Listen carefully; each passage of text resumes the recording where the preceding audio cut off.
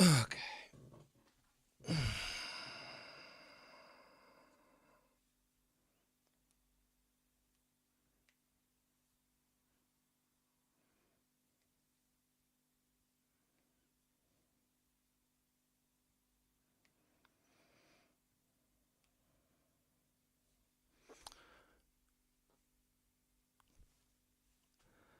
Can anybody hear me? Well, is there anybody out there? Fighting the tech again. You know how this works. No, not even my phone works.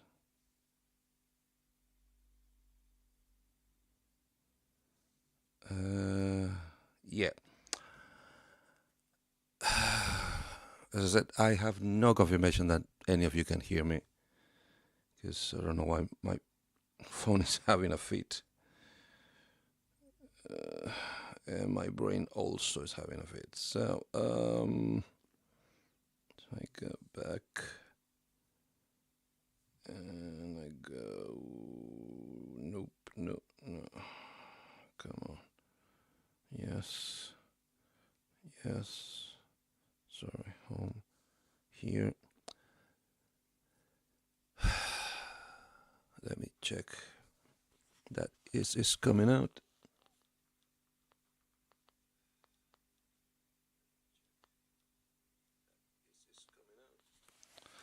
And we have audio. Oh, hey. Hi, Matt Brown. Welcome. Welcome back, you and all of you from the present and the future, to one more night with 6 oscillators, where guitars and synthesizers collide. Until further notice, it's gonna be me. So tonight's gonna be warm, cozy, short, and as I expect, or I hope I'll do my best to make it entertaining. It's definitely gonna be a train wreck, because nothing's working tonight. So let's see if I can manage to bring the point across, or at least get have you having fun for a little while. I'm gonna be handling 2 or 3 screens, but as usual, please, any questions, any comments, anything you want to address me, just bring it on. We'll be more than happy to do my best to answer or to interact with you. Oh, this is gone. Hey, one more. Light is always good. So, in this series of a little more in-depth videos I'm doing about the unit I have, the only guitar synthesizer I have, the Roland GR-55. Full disclosure, nothing that you see, no brands, no items, no tech that you're gonna see or hear in this show so far, and possibly ever, has been provided by the manufacturer. Is if you see anything on screen, is because I have a problem, a big one, like with tons of keys and tons of buttons. And but as I said, I'm not promoting Roland products. I'm not advocating for you to buy them. Most of au contraire, I'm pretty in favor of recommends against it, because not because Roland products are bad. They're very good. They're really, really good. I just believe that they could be a little more transparent, and their pricing is not realistic. At least not in 2025 in the actual balance of things, having so many great competitors like they have nowadays. Other brands do better, other brands do cheaper, other brands do better and cheaper. So, as I said, Roland, it was at one point in history, but at this point, it's not the one all be all. Having said so, unluckily, when it comes to guitar synthesizers in the most purest of the term, they're kind of the only ones out there at the moment. Because to my knowledge, 13-pin technology has not been spreading as it used to or as it should. Not many brands are following that format, and the new format that Roland/Boss has launched into the market since the GM800 unit with the GK5, technically the fourth generation, although I'm only aware of 3 of them, of divided pickups for, let's call it a synthesis interaction, or at least string per string case application of different sound technologies and audio technologies is so new. It was just released in 2024 that so far nobody has adopted it. Nobody else but Roland, obviously. I'm gonna try not to not to moan or bitch too much about the JK5 evolution, the cutoff point, because up to this point, Roland products and all the manufacturers had a go at it. Were sharing this commonality on the format of the divided hexaphonic pickup through a 13-pin, 13-wire plus shield cable that established kind of a common ground for other brands to have a go at it. Me myself, I have a guitar to MIDI converter from Yamaha. I have another one from Axon, and they all would plug and use the same pickups. Not to its fullest. The Yamaha, for instance, I just discovered it doesn't allow me for inverted pickups like I have on my guitar. Works fine with my bass, but on my guitar, it doesn't like it. So, yeah, that's a good excuse. Now I need to buy another guitar and put the pickup right so I can use the Yamaha. Not really.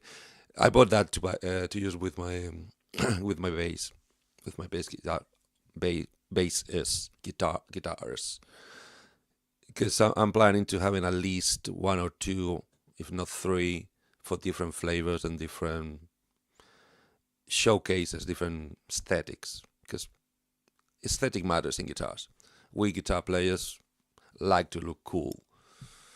So yeah, that's why I'm doing the 55. It's just because it's the one I have, is the one that taught me most of what I know, is the one that keeps pushing me to learn more and more facts and how to, and the workarounds and the shortcomings of these and many other products dedicated to guitar synthesis. And as I said, that's why. There's no other reason. I don't think, although GR-55 was kind of the pinnacle of, on a way of speaking, of the technology, of the evolution of Roland, but sadly came on probably at a very wrong time in music, where musicians weren't really that inclined to go down. Plus, I don't know to what extreme the thing that made me establish my hate relationship with that unit might deter many other users not to go down that path, although it has a very big following in many countries, and tons of people can appreciate the things that it does really, really good. And for instance, all the things that it does that no previous unit had done before, all in one place. And we could argue that no later unit did again, because technically 55 is the last Roland branded unit for guitar. Roland, I'm gonna call it Roland Corporation, or the conglomerate of Roland Boss brands, decided to move the whole division of guitars in synthesis to the guitar exclusive brand called Boss. So every other guitar synth that Roland released, because it comes from the same lab, it's the same technology, it's the same brains behind the devices, just marketed on different paths, decided to release every attempt to recoup that market, or to improve and move forward the concept was released as Boss. As first as the SY line of units, I believe SY is 1, 200, 300, and 1000. All of them with different applications, all of them claiming to be able to finally do synthesis without a specific pickup, without a complementary pickup that you have to add up to your guitar. If they did manage or not, I have to say they did manage. Their results are peculiar, and the outcome and the application particularly varies quite a lot from unit to unit, to the point that for the flagship of that line is Y1000, Roland makes an effort to invoke your seek for perfection in sound and performance and capabilities, invites you to add the GK3 in this case, still working on the 13-pin basis, GK3 to the SY1000 on top of, instead of the quarter-inch that the other SY units claim to manage to play not only synthesizers out of a quarter-inch, which in the previous episode 10 about the COSM composite object, composite object, I forgot the S, modeling, composite object, I totally forgot. I can't remember what the S stands for. Basically, it's Roland wording for, we are taking digital algorithms to try to quantify a sound so we can replicate it and apply it to the sound of your guitar. Technology that was originally started for synthesizers, for keyboards, ever since the famous, the glorious D50, Roland D50, and other brands took the similar approach to their lines, namely M1 in Korg, or Trinity in Korg, everything after the M1 basically.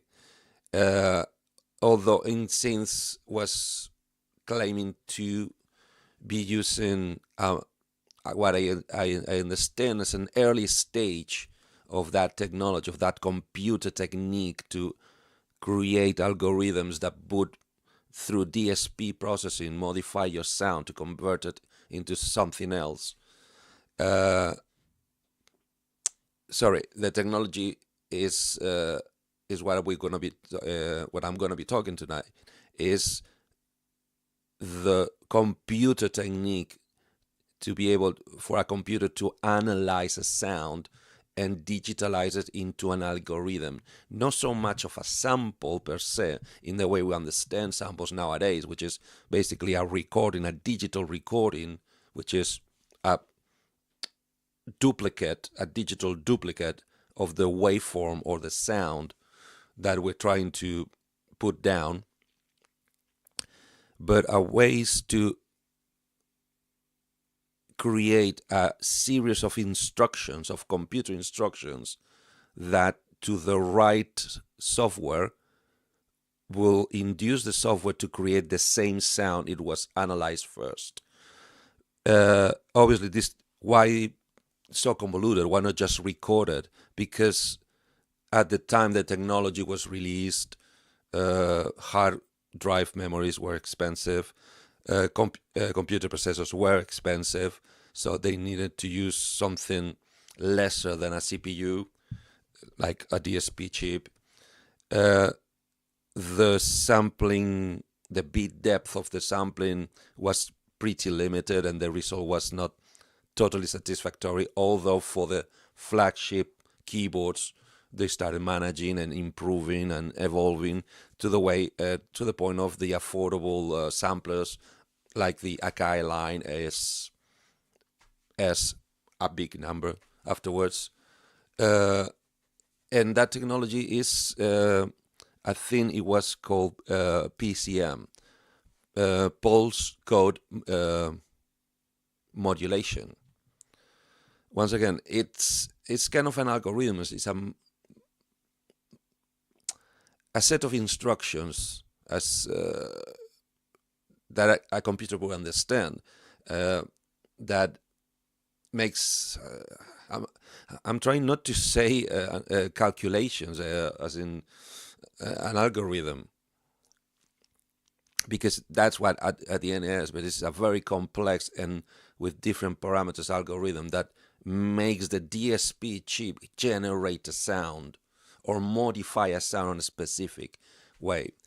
As I said, the PCM was created, which then evolved into the custom technology, which also allowed to combine different analysis into one single set of instructions, which allowed to, I'm just reiterating what we talked in the last show, which allowed Roland first and then Boss to replicate what it was a little in bigger demand at the time, which was amplifiers, as in preamplifiers, power amplifier performance, and speaker performance. Because, as I said, we're still talking about, I already am giving you a sound and you just need to change it into a different sound that makes me believe I'm using the hardware you're claiming you're replicating. That's the custom technology. PCM starts with the sampling, not in the fact of recording, but in the analyzing and creating an algorithm that would later, through the synthesizer, replicate a sound that we could recognize. At least that's how I understand it. If you have a different explanation, please enlighten me, because I'm really keen on knowing. So let me then try to put everything together, because I've been trying for a while, and again, since I'm using my mobile setup, basically I have to put it in and put it out every single show.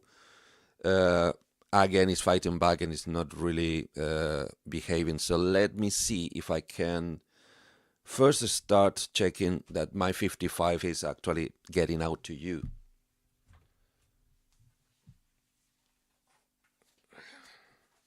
So yeah, come for the information, stay for the train wreck, because this one is going to be fun. Okay.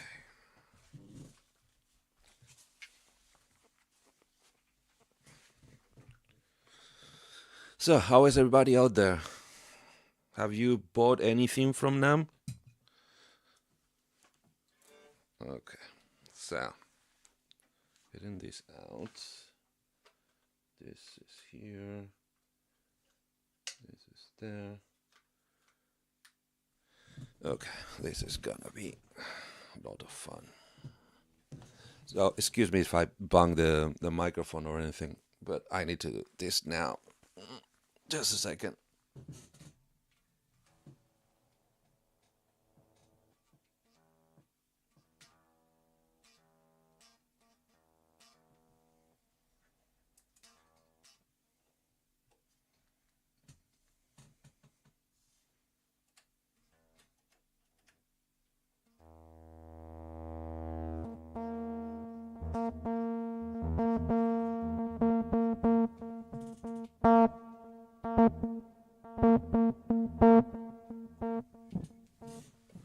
Okay. Let me double check that is coming out. It may sound a little bad. We're not judging today. We're not going to be judging quality of sound, but going through what the unit can do, because as I've commented several times before, the good and the bad things about 55 is they shoved a lot of previous technologies into one unit. So we already talked about the guitar effects and guitar emulation, custom technology for amplifiers, effects, pedals, and effect units that you could apply to the actual sound of your guitar. Then they also imported the technology from the V units, the Roland V units, as in virtual guitar units, where you could not only transform your guitar into a different guitar, but also into a different instrument. Namely, there's a very decent sitar transformation, banjo transformation, or bass guitar transformation of your guitar. Although the biggest claim and the reason for that technology to appear is so you can, while you have a Fender Stratocaster, you can rock like and sounding beefy and bottomy and rounder, like a Les Paul in a for instance, or a Rickenbacker, or make your electric sound like an acoustic, like a Martin acoustic, a Dreadnought. That was the origin and the sales pitch of the original V technology. So they put that one, and the extreme application of the custom technology in the transformation of the guitar sound. Although, let me remind you, just to clarify, all the modeling technology in GR-55,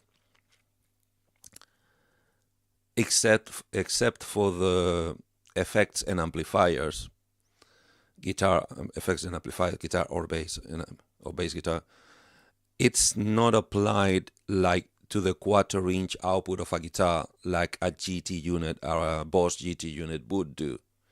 It's applied to the hexaphonic divided pickup, since you already had to get it in order to the PCM synthesizer to perform properly, and the original algorithms were created with a hexaphonic, for the GK2, in fact, hexaphonic pickup in mind, not so much for the transformation, but for the third capability that the virtual guitar technology had, which is change the tuning of your guitar, whatever guitar you have, and on whatever physical tuning you're having, change it into any other tuning almost inimaginable.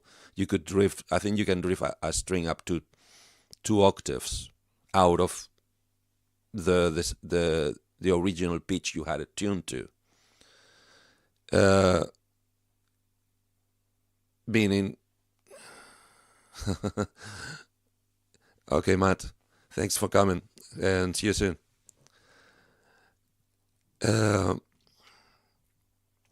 So, and that's the third part. You could, on a standard tuning, suddenly jump into a DADGAD, not only from song to song, but in the middle of a song, just for the chorus. You could do that because no physical condition of the strings is being changed. It's just electronically you're telling the device that whatever note comes in gets transposed to a different note instantly. Very fast, very almost unnoticeable latency, very decent sound output. So that makes that makes already kind of three or two Roland technologies already shoved in 55, and the third one is the expected one, which is the synthesizer side. By this time, this moment of, of the history of the device, is expected to be on the Rompler side more than on the analog synth side. But that is the other extreme that the Cosm technology could apply through DSP and not through pitch to MIDI conversion. So the Cosm, the modeling side, also could transform your guitar into an analog, as in GR300, GR500 type synthesizer. With, I would call it shortcoming. Is not like a, I don't know, like an Odyssey, like an ARP Odyssey, where you have all the controls and you can see, and it's very graphic, and you just need to move sliders. It has a variety of shades of that type of sound, but it's not. That synth engine is not there to work on your sound designing. It's not too deep. The parameters are kind of short, kind of not applicable. Just in case if you actually need to go really deep into that, obviously Roland would want you to also buy the V unit of the time, which I believe by then the V99 was released. Desktop with a ribbon, and I think it was even it even had a dB for modulation or whatever, or modification of parameters, which is kind of a weird decision on a device that is addressed to guitar players who need both hands to actually be playing music. Then you have to lift one hand to play variations of your sound. It was a little, I mean, at least in my head, it doesn't make much sense. I think they just put it because they had to, because it was because they were putting the dB everywhere. And better have it than don't, I guess. It was their policy. So that would be, if you wish, the third of the third side of 55. Then finally we get to the synth engine, which in this case is dual timbral. It is polytimbral, but it's only two. For the means that they added not one synth PCM synth engine, but two. Why they did two instead of 6, for instance? Since you already have a different pickup with different processing, you can even split in each string to a different MIDI channel. Why would they only give you 2 synth timbres while only 2 synth parts? Well, my explanation, or my reading between the lines, because I have no facts to back this up.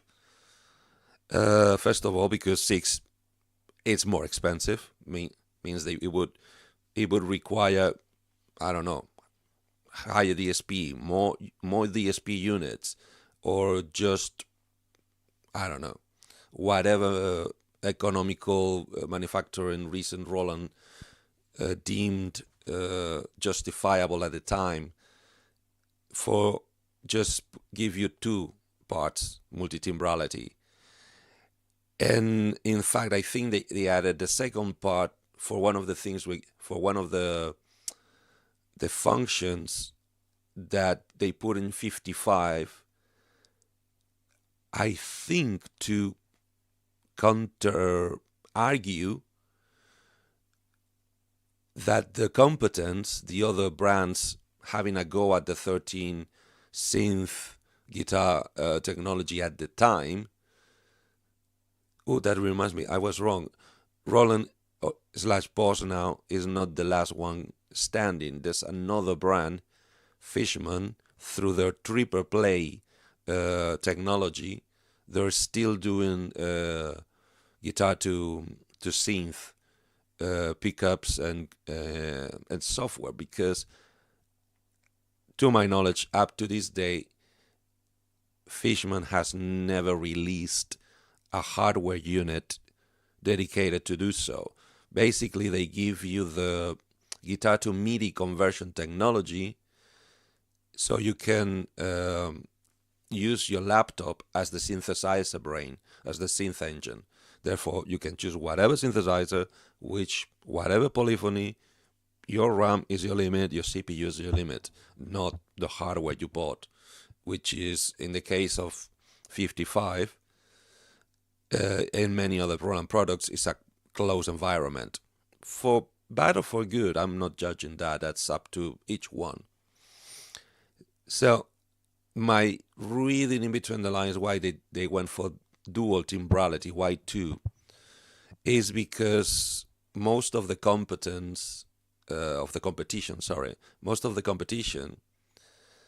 were given performance capabilities that 55 does not come with.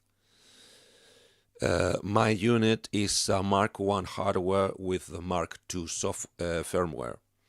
So it didn't came factory in the first firmware, and they didn't put it back in the second firmware. I'm not sure which one, and which one of them had it, and which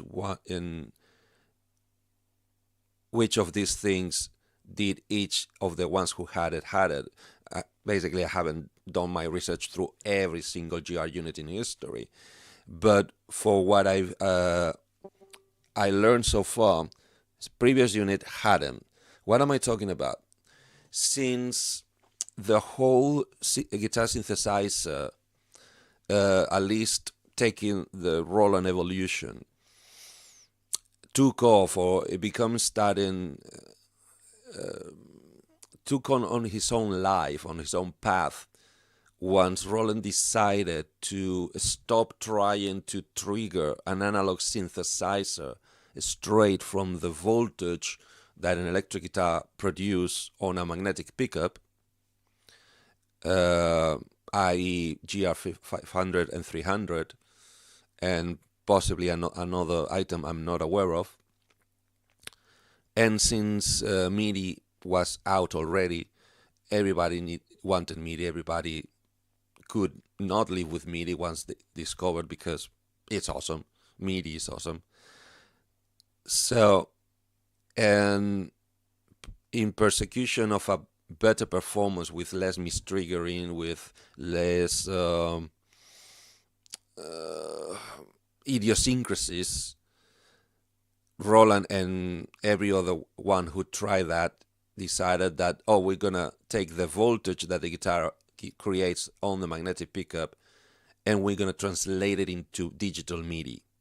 And once we have the digital MIDI stream of data, which is binary, as in either is there or is not, it doesn't have mistriggers or noises, or at least it was not supposed to have them, then we're gonna trigger the synth engines that we're already developing for the keyboards. Everything from DCOs all the way to fully digital Rompler units like these ones. Because it was kind of a good enterprise, because that way they could have like on a assembly line, they could have a division doing synth engines and a division doing guitar translators. Then at the end of the line, they just have to assemble them together. And that way they could have the guitar translation division improving the guitar translation, the voltage to MIDI, and then the keyboard and rack side of the same company, of Roland, would be just developing synth engines without having to be mindful of the guitar translation. They could work totally separate if they wanted to, and move at different paces, because the keyboard division moved way faster, as in more polyphony, more parts multitimbral, faster data access, expandability, etc., MIDI capabilities. I mean, some of these romplers, they even have MIDI remappers. They can transform one message into a different one for different reasons, or they can become a master keyboard multitimbrally. JB1000 and JV90, I believe, can become an 8-part keyboard controller. So you can split your keyboard in 8 different zones on 8 different MIDI channels to control 8 different parts or modules or keyboards from the same keyboard. So Roland had that technology.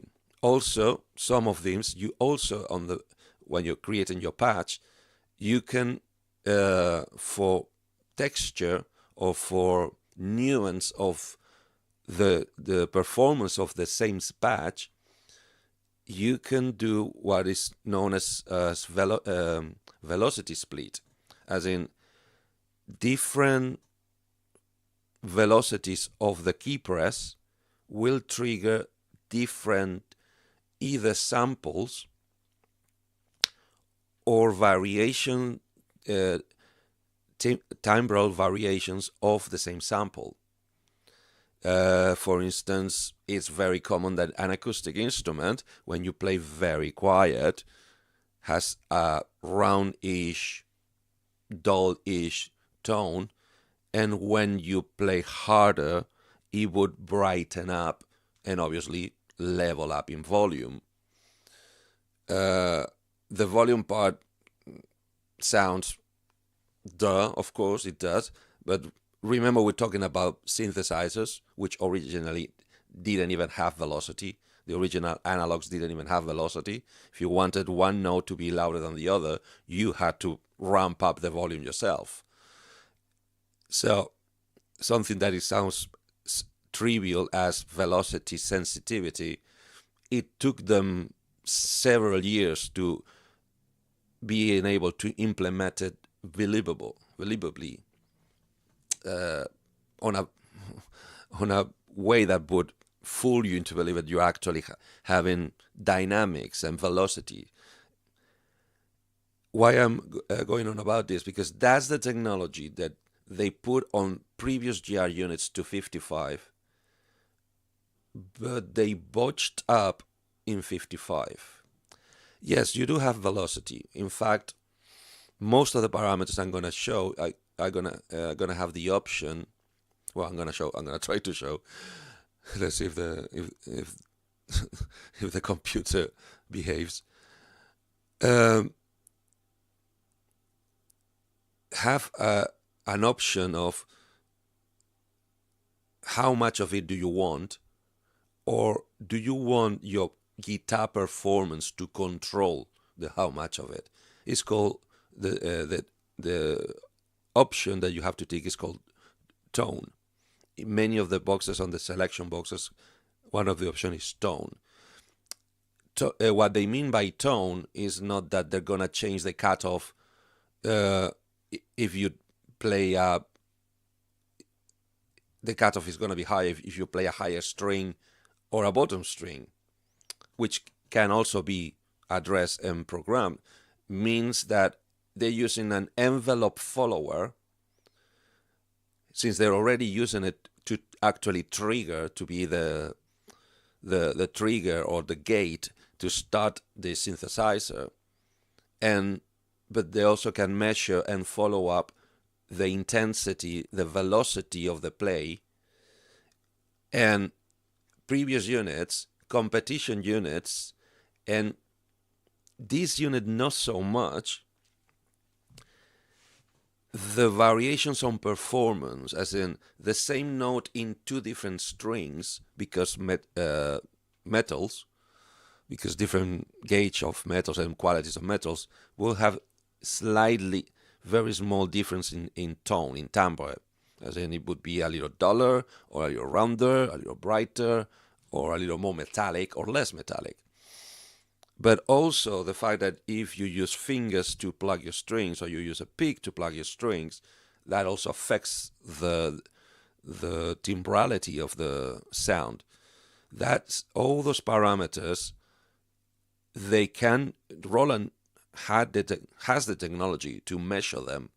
They just decided to apply it very liberally into 55, when the competence were a little more strict, giving you the access to use all those parameters to dial your performance. On 55, in a way, they tried to make it a little more plug and play and less tweak and tweak and tweak and tweak like the previous units had to. You could spend several months tweaking parameters in any of the previous GRs and still not have a perfect performance on stage. You could be still fighting the thing and having to adapt to the synth instead of the synth adapting to you. So in the spirit of stopping that, that's why they implemented that tone controlling parameter option on many of the parameters, which is basically reading exactly what are you doing on the string and readjusting the performance of the patch accordingly. But things that the competition was offering, that in 55 they say, we're gonna work around it. We're not gonna give it like we did in the past, because that makes the system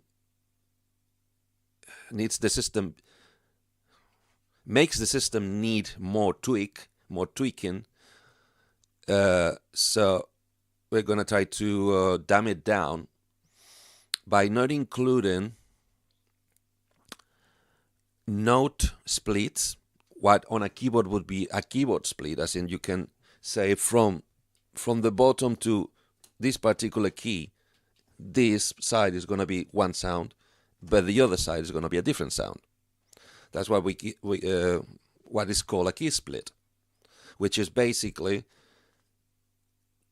since it's already analyzing on voltage the note you're playing and translating that voltage vibration into a digital number, which is a key.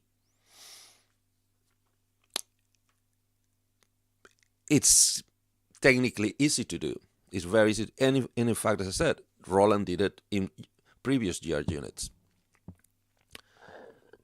So to the point that not only you could, on the case that you configure your guitar to all strings come out of the same MIDI channel, you could say, okay, but I want these notes to be a bass, but from here on I want a violin. They didn't apply that on 55. You don't have key splits or note splits. They removed it. And with since velocity from the pickup is a voltage, it's like an amount of voltage, translated into MIDI becomes a number, 0 to 127. That's how loud you're playing the note and how loud the note is, because velocity is a parameter that's always changing and it's always being read and it's always being executed and modifying whatever sound you're playing by that parameter, by the volume. So basically you start and plug a string. Let's say that's 100. If you hold the string, 100, 90, 70, 60, 50, 40, 30, 20, 10, to the point that many digital MIDI-based synthesizers, instead of having a trigger for note on and a trigger for note off, as in when there's no more sound, they would send a signal of note off telling the synthesizer to stop playing, they decided that they could save a lot of message and MIDI data flow. The reason it was playing in the MIDI episode is because computers weren't that fast and weren't that efficient, and MIDI could get very crowded very quickly, with velocities and notes and performance and modulations all in the same stream. So to try to think that heard how many synthesizers opted for not bothering with the note off command, but saying, oh, when velocity reaches 0, as in I don't register any velocity value anymore, that equals note off. I'm going to shut the sound off. So velocity is another number, means that we can measure it, means we can reassign it. Previous units and many keyboards, you could make a velocity assign, means that if I play tacit, if I play quiet, all the quiet notes are gonna be an oboe, right? But if anytime I hammer in and I want to go, let's say, about 100 value, the value 100 in velocity, then instead of playing that oboe, you're gonna play a piano sound. That's what it would be called a velocity split. Those two technologies were, as I said, I don't remember if both on every previous GR unit or one or the other in some of the GR units. I don't have them all to test them, and I haven't read all the manuals yet. So, but I'm on it. But on 55, you don't have velocity split, although you have the envelope follower, the tone option, that will very distinctly follow whatever you implement for other type of tone variation. So more like filtering and amplitude in a sense as well, obviously, because it has to follow your dynamics. But they decided to apply something they call okay, let me see.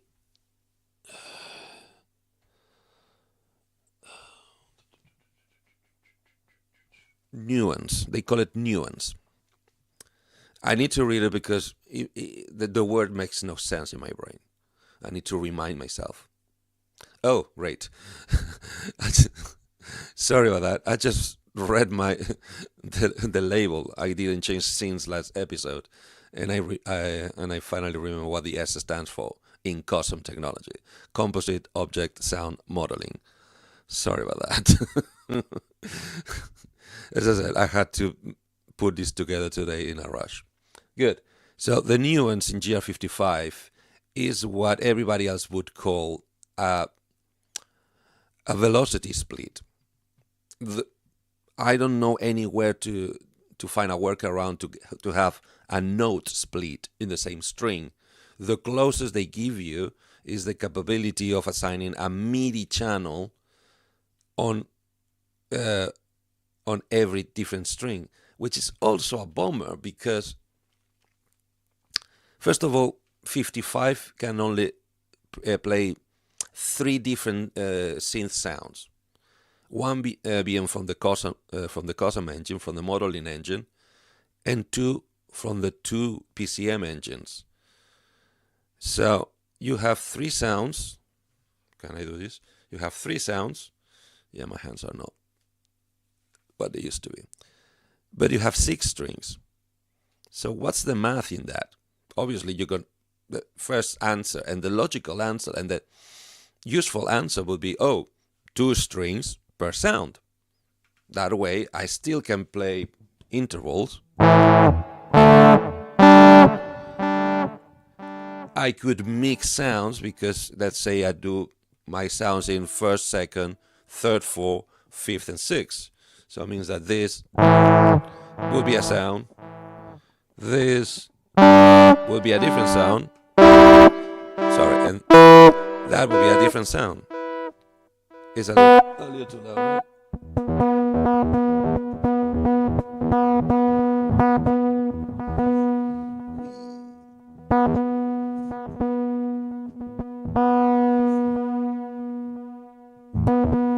Okay. Huh.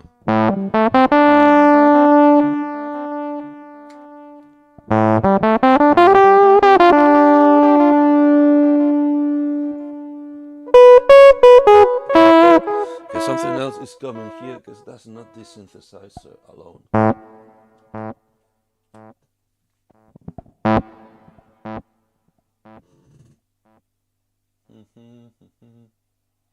Hmm.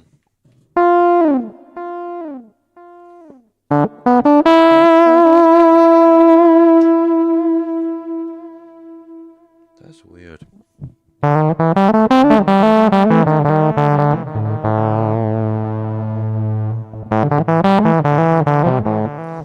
Let me change the patch. Hopefully it's that. Yeah, something a little more.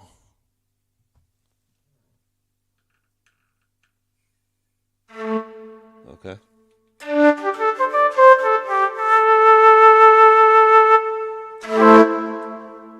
I lost the control, my volume control on the synth.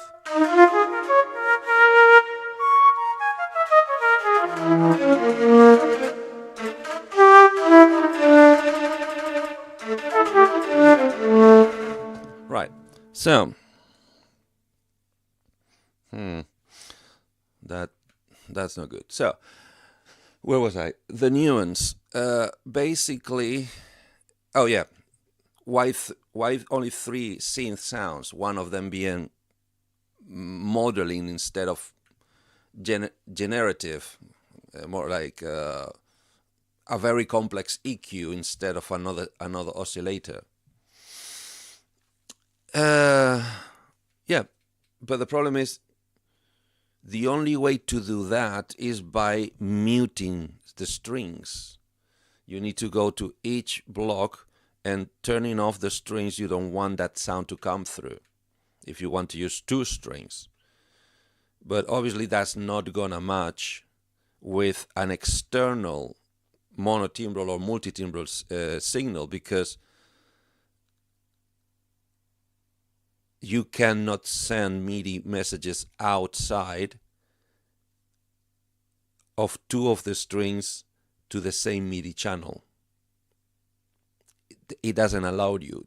You don't have free configuration of the MIDI channels per string, when all the other products of the competence at the time of the launch of 55 did do total free configuration. You could choose each string which MIDI channel would use, to the point that you could do 3 and 3, 2 and 2, 2 and 2, or 5 and 1. That was possible in products from other brands, because what 55 gives you on the MIDI side is you can either send all the strings in one channel, any of the 16, or each string on a different channel, but on a correlative, on a sequence. So let's say I want my high E string to be channel 2. I have no other option but have first string on channel 2, second string channel 3, 4, 5, 6, 7, and 7, yeah, and channel 7. I cannot jump, I cannot interlace, I cannot do anything else but that. So let's say, oh, I want my bottom string on channel 16.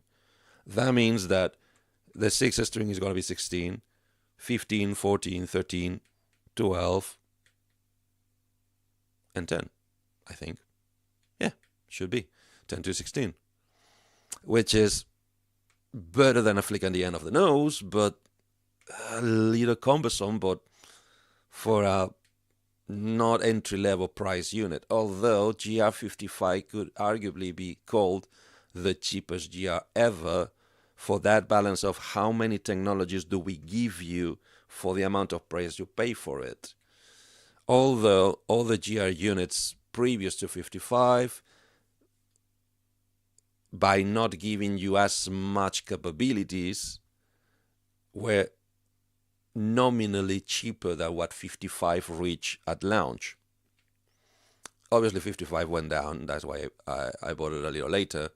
But like every other Roland product, but it's still not chump change. We were talking about a unit a little shy of $1,000 when launched, and I think when totally discontinued and removed from the stores, I think you could get a combo with a pickup in around £600 to £700, thereabouts, depending on offers, shops, countries, blah blah blah blah.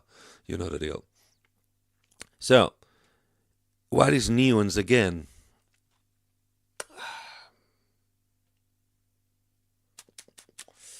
Okay, this is gonna be. Let me try to show instead of talking so much. It's gonna screen, and we're gonna share the entire screen. Otherwise, some things are not gonna show. Right? So let's bring it in like this. Cool. You don't really need to see me, ugly as I am. And sadly, I've been having issues today with this wonderful and beyond words of admiration of the sterling job this community member did with this editor for GR-55, which is not from Roland. They never bothered to do anything this complex and this helpful, and having issues with the size of it. Since I'm using two different resolution screens, and I'm gonna try to put it as much in your view as possible. So let me get back from the beginning. Okay, let's get out. No? Okay. So I need to make it even smaller. Why? I don't know. Because this is not... Oops. Not that. As I said, come from the train wreck. You should start a drinking game. Something doesn't work properly. Have a shot. Something heavy, something strong. Okay, this is still too big. And now it's a little too small. But I don't know why it's not resizing. Yeah, this should resize. So my problem now...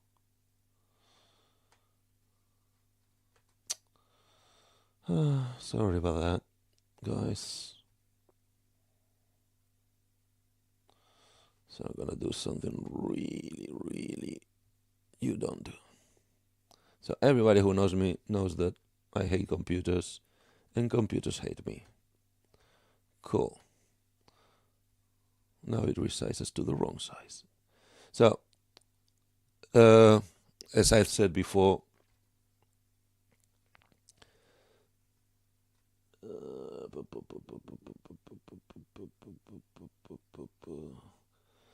this software is called GR-55 floorboard, and it's done. If we go here, okay. Well, this is a PayPal account, so that's not gonna help you at all.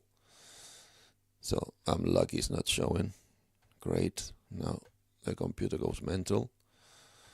So he's in PayPal under the name at Gumtown, but I'm gonna show you better here.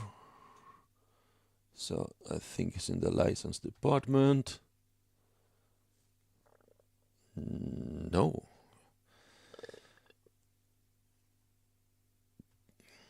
God, I can't find it today. It used to be here. I think it's here. Yeah, that's the one. I hope you can see, because I don't think I can make this any bigger.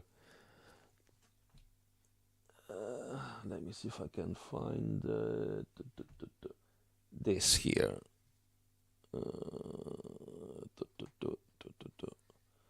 This is the account you can address you to find the program. I think it's in SourceForge or SoundForge, something like GitHub, but different, but a different one. And trust me, to understand 55, this software is invaluable. Is the best thing since sliced bread, basically. So what is showing here is the blocks, these big blocks. If you can see these gray blocks here, PCM 1, 2, COSM, and normal pickup, are what you could call your multi-timbral parts. Normal pickup would be just effects to apply to the sound of the magnetic standard pickup of the guitar you're using. COSM, we already did it in the previous show, would be the modification through algorithm that of the sound of the hexaphonic divided pickup. And then today we're talking about these two blocks, which they're totally, absolutely interchangeable. The twins, they're identical copies. They both can do this exactly the same things. Okay, so now what? Not fun. If you keep the program in one single screen with only one resolution, behaves way better. I swear. I use it all the time. It's just today's having a tantrum, basically.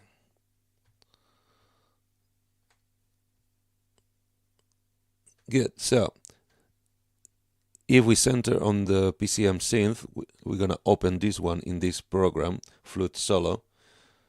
In this first screen, what you can see is which block are you gonna be editing, what sound source or oscillator, if you want to call it, or sample is gonna be using for that sound, and the type of routing for effects that is gonna be applied to it. Once you open the box, you get grace with a dual screen. Here you can see first it's going to show you what the parameters that affect the tone, and on a separate screen, because it's a lot of parameters, then it's going to give you the parameters of it's been named filter, but it's not totally correct, because it's not only applying to the TVF, time variant filter, but also to the TVA, time variant amplifier. And you also have your LFO parameters, and is that velocity?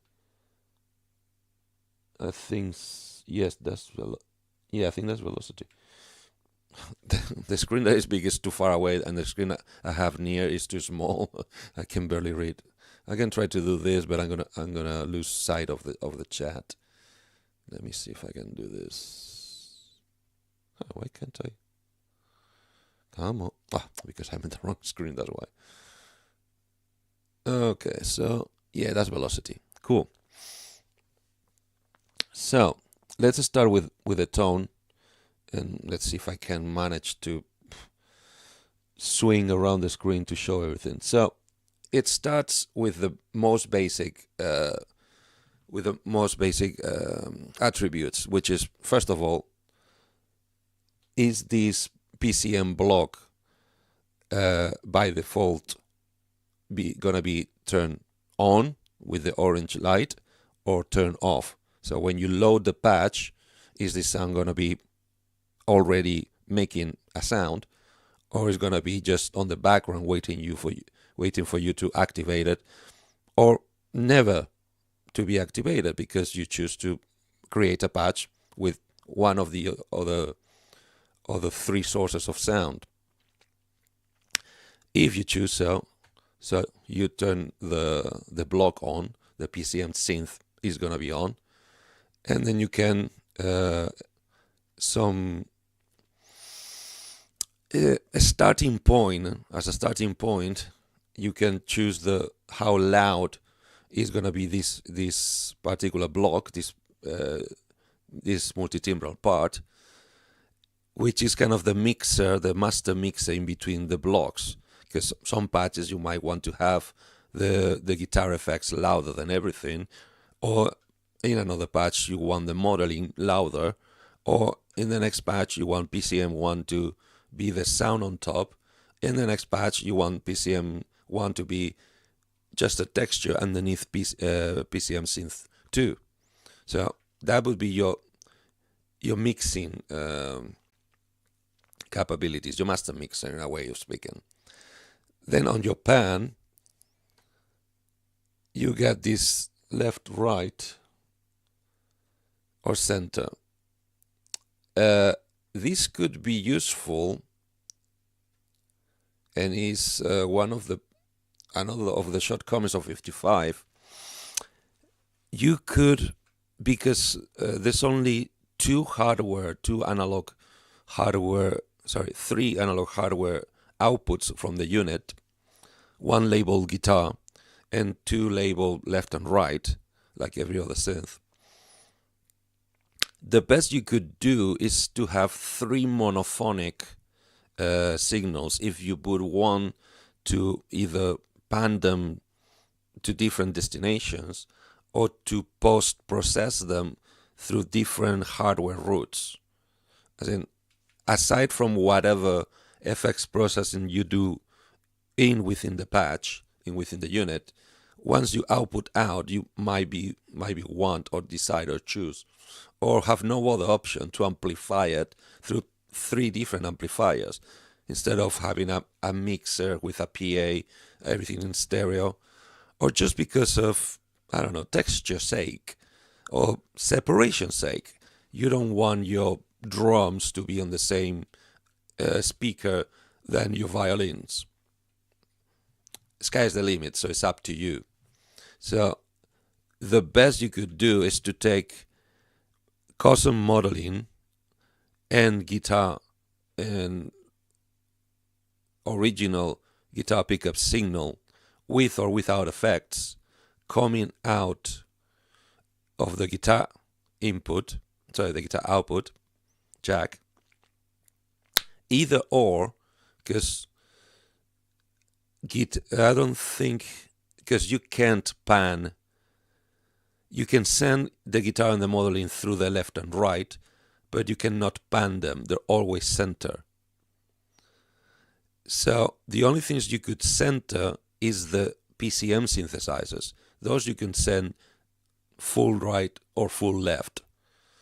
So the only way to have three totally separate post-unit routing effects would be having the guitar in the guitar and or modeling on the guitar out, and then PCM1 on the left and PCM2 on the right, or vice versa, whatever you choose.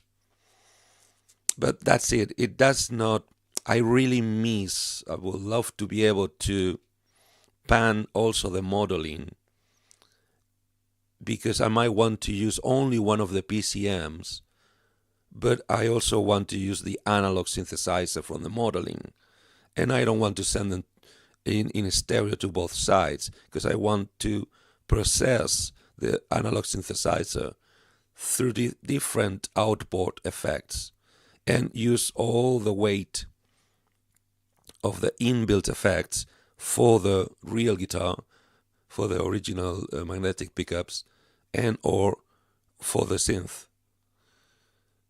So I think it was a shortcoming. They had to make a choice, but it would have been nice, even if they stick to the 3 outputs, to have a pan control, which I don't assume it would be too hard to be done on a firmware update, to have panning control over the guitar, the magnetic pickup guitar, and the custom modeling, either guitar or synthesizer from the unit. Just a minute, please.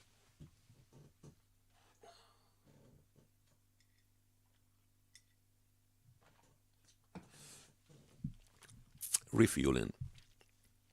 Good. So, your next parameter is going to be the nuance. So, do you want this sound to have the nuance trigger activated or not? Because, as I said, you have 2 synth sound that could be played at the same time. That allows you to choose which one of those sounds is gonna be most of the time, and who's gonna be the one that only triggers when velocity goes over the threshold. The last main parameter that this editor software puts in this first box is, are you gonna play on the staccato side of technique, or do you want to play, or you want to be able to play legato? That would mean that if you do any hammer pull-offs, basically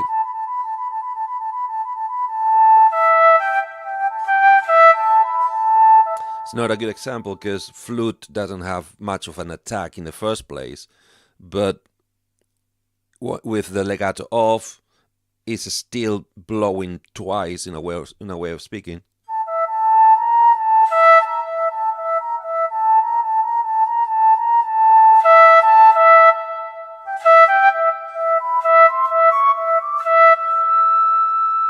And if I go legato,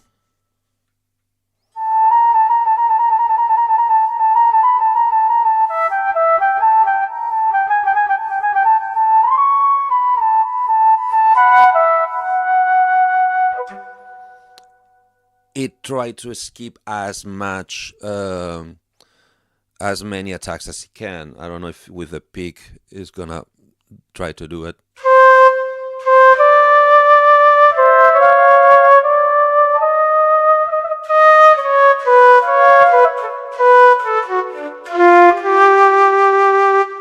Okay, that's a little too much.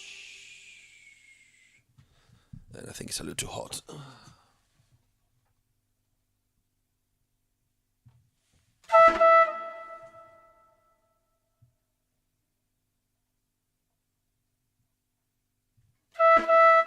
This is still something I need to learn with all these synthesizers.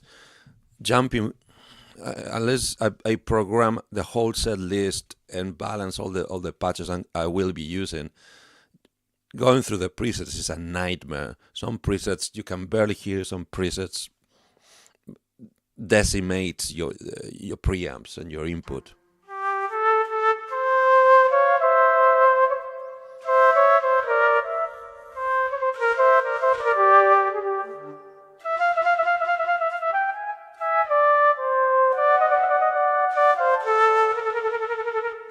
All right. Some sounds is going to be more noticeable than this, or tweaking other parameters in the rest of the boxes is going to be noticeable. But that's where you choose if you want, when you're programming your patch, if you purposefully want to make a piece with more legato applications, you need to click that on to facilitate it. The next block, this one, although it's kind of empty. All right. Okay, that's interesting. Yeah, kind of interesting. So it's basically just which one of the list of 800 and something sound sources, you could call it samples or oscillators, are you going to be using? Goes anything. They didn't even bother to make it general MIDI compliant, since the unit cannot be triggered through MIDI. So they said, what's the point of applying this, which is basically a standard for sequencers, for external sequencers to control sound modules? What's the point, since nothing can trigger the MIDI no MIDI can trigger the sounds from this unit. But still, you get tons, anything, synth bass, electric guitars and pianos, mallet, bells, accordions, pipe, diverse qualities. I've heard people naming this PCM synth engine to be the supernatural Roland, although that confuses me a lot, because I thought the supernatural engine was developed for the ACB units, which came, although almost at the same time, at 2 or 3 times the price of this unit. And when I compare sounds, obviously I don't have any supernatural synth in here. All I can say is research online and listen to examples. This engine doesn't sound as good as the supernatural. Then I was told that this engine is somewhat an inheritance of the JB engine. And yes, on the modification side, on the editing side, I can see many commonalities. The sound sources don't sound as good as the real JB engine. It sounds very close, though, to the GS JB engine, which is it's not declared in the manual as LA synthesis, linear arithmetic, which is the original JB engine used in the whole line, and units of the relatives, like as in the XV and the XPs, and later the Integra, is not the same synth engine. It's kind of a glorified sound canvas with high quality samples, but still feels, on a way of speaking, mono-layer, when the JB engine is anything from 1 to 4 layers per patch. And so does this engine here in 55. Feels mono level. Since I think this is the only PCB, I could just play a couple of quick examples. Wurlitzer electric piano. Just by please consider that now is applying all the settings that the flute patch had to a different oscillator that now should sound like an electric piano.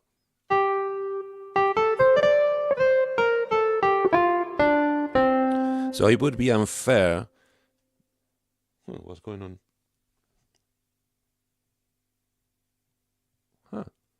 I don't know what's reading the bottom, but it looks like a telephone? Oh no, it's MIDI exchange from the GR-55 and the editor unit. Great. As I said, it wouldn't be fair to judge the quality of the engine, because the rest of the parameters of the patch don't really help the source.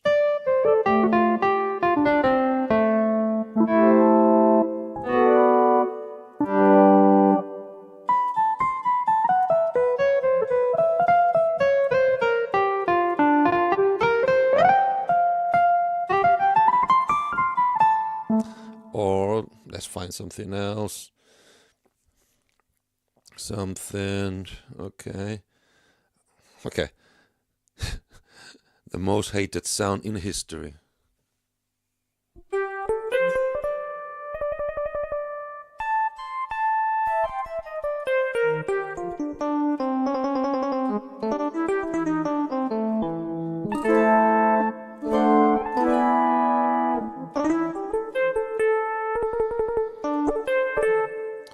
Let's look something a little more conducive to the settings of this patch. Did I move that? Yes, I did. So, organs, we're not gonna bother, everybody knows that an organ's an organ. Couple harpsichords.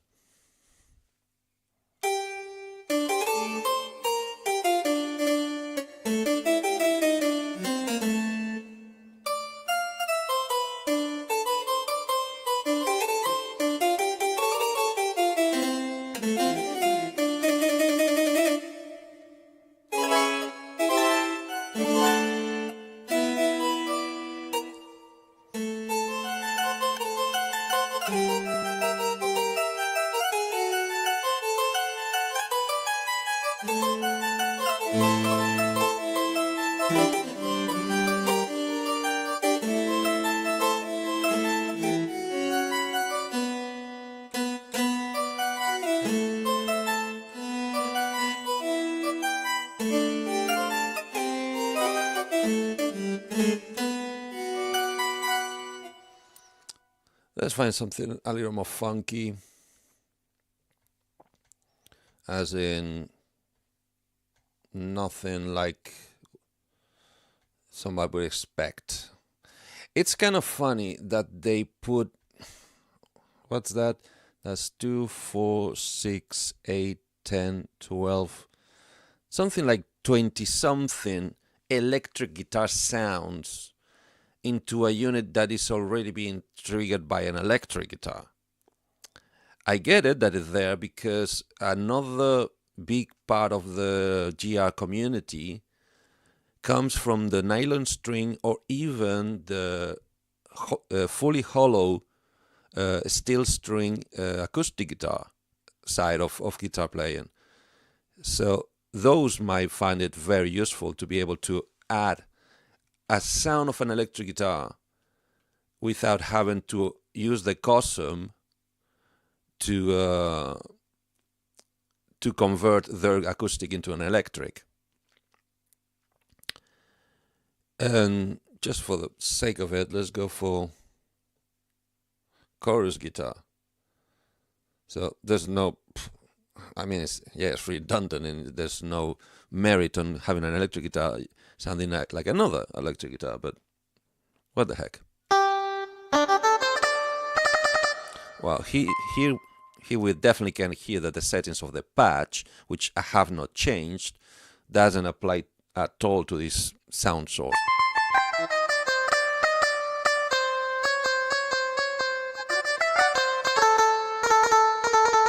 The fact that it's quantizing the bendings and the tremolos is one of the settings that you need to you need to tweak in, and I think is down here when it goes in the pitch block, in the pitch box. I think it's this chromatic. If I untick it,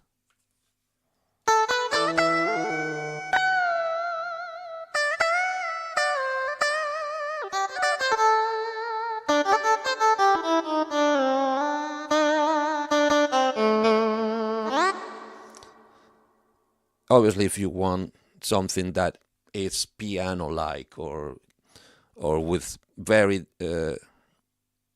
very strict boundaries in between notes, or you just want a funky performance of a guitar sound that executes like a marimba,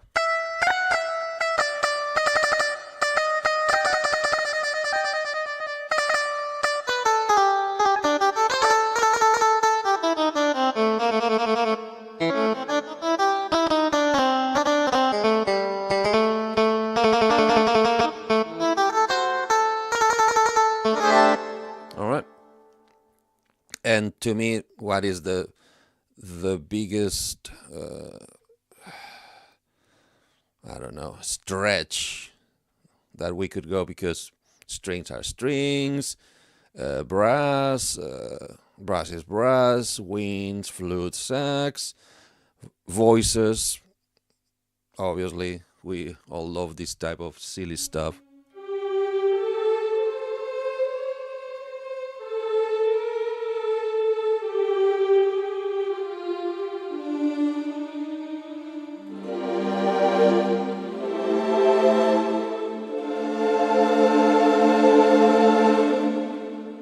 But what cracks me the most is when we get to, look at that. I mean, yeah, it's literally hundreds of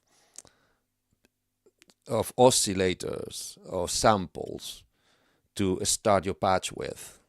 Okay, synth, polysynth, synth effects, and well, oh, who doesn't remember Goblin? Come on, it's here.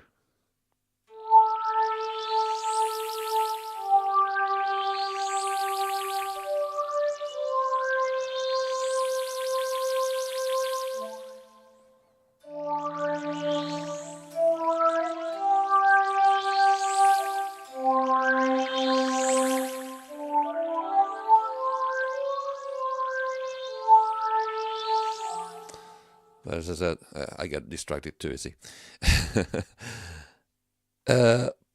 Pulsators are also fun. I don't know, strobe too.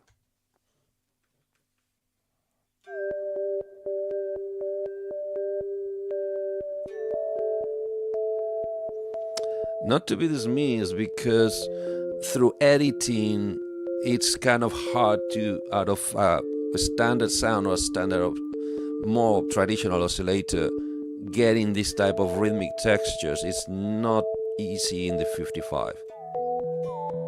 The parameters doesn't really reach this far, although it has a couple of tricks up his sleeve. But once again, I divert. The one that really cracks me is when we get here. Beat and groove. It's fun, but it's a little bit of a waste, because what I'm gonna show you, let's go for Juno Pop.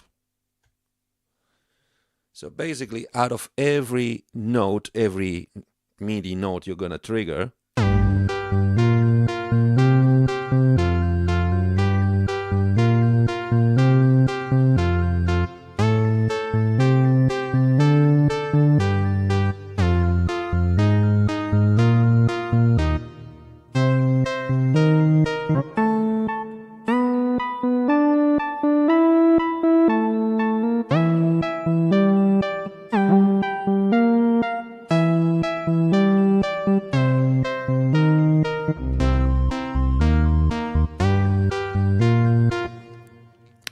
I haven't worked too much with these ones, but I think they have this apparently is keeping the tempo steady, which I'm not sure if it's on purpose, it's one of the parameters, or it's just an accident. But with the other ones, it gets a little harder, because I think they modify not only the pitch, because you've been hearing, for instance, the bass line, the dun dun dun, is been changing according to my note. But these ones, I think they even change the speed of the rhythm.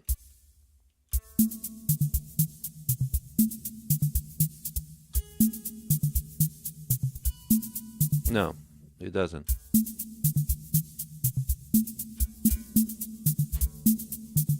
Well, this one doesn't change anything. Oh, it doesn't change much. Okay. I've seen others that it gets a little 80s beat.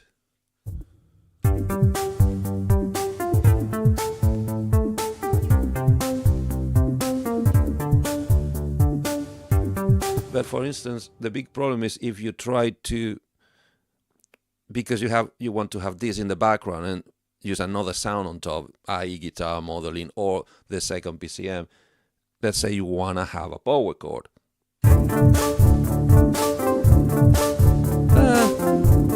Yeah, I've heard worse.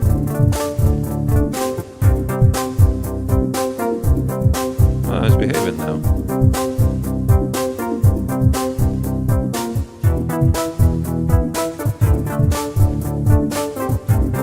But you still have that kind of DJ-y thing that because it's a sequence, it's a big sample, it resets the sample on every attack. Every new note is going back to the beginning. So it's gonna be funky like this. It's gonna condition whatever you write on it with this type of patches. And the one, I mean, short of the typical fart noise, then apart from, oh, okay, sound effects, come on. Who doesn't love a thunder?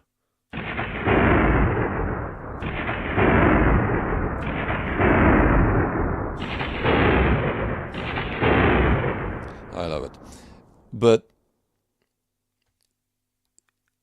on top of the preset rhythms, which you can change anything, I think, apart from timbre or possibly speed. I think you can leave the speed fixed to on every note you play is going to be the same speed, or we're going to find out because I'm not totally sure about that. But the one that really cracks me is when we get here. Okay, let's do the hip hop kit. Okay, I can see already once we go to the drum sources, to the drum oscillators. I don't know if you notice, it automatically has blackened my filter cutoff and the filter and filter cutoff. As in, I cannot apply it to that type of patch, and it kind of makes sense because it's kind of a stretch, because now they're reassigning that thing I said that they didn't include in 55, the note modification of the note sensitive modifications of the MIDI output. So as in, you could not make note splits. To do the drums, it has to do, because it has to read the note you're playing and then reassign it to a specific drum sound. Because I'm gonna stay on the 5th string, so I got my open. That could be a kick. Okay, I'm getting 2 because 1 is my pick. Okay, so 1 is my pick, and the second is my mute.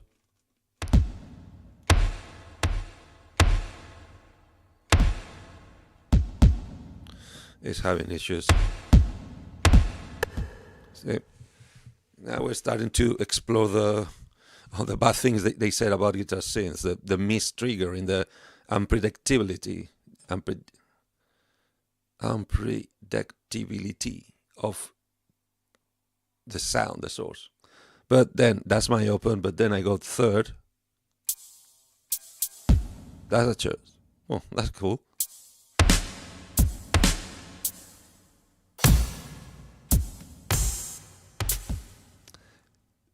What I'm doing here, I'm trying to apply muting techniques, left-hand muting techniques. But sometimes it understands I'm playing a note.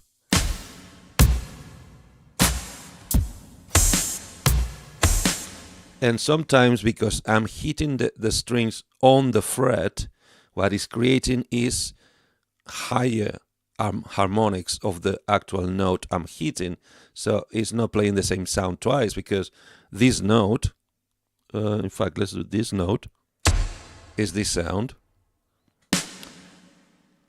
If this was a keyboard, it would explain why my finger here does the same sound as this open string, because it's the same note.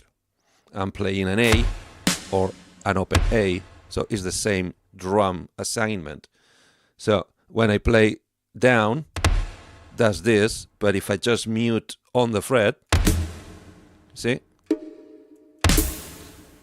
It's trying to decide the harmonic, the pinch harmonic in a way. I'm triggering, well, in fact, it's a natural harmonic. Which note is actually that? So when in doubt, it plays all the ones in between. See? So this fifth natural harmonic, when the press note is a symbol, the harmonic is a timbali. But yeah.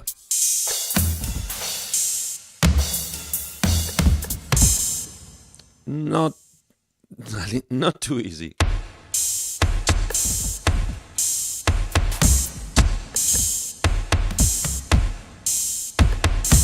All these parameters, to prevent these mistriggers, there's parameters in the master section and in the settings of the pickup itself that would help you to control or to allow you to perform on a less restrictive way, on a more helpful way.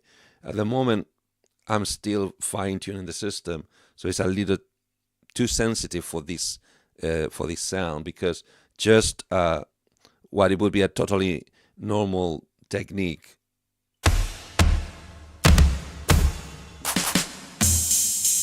Yeah, a hammer is easy.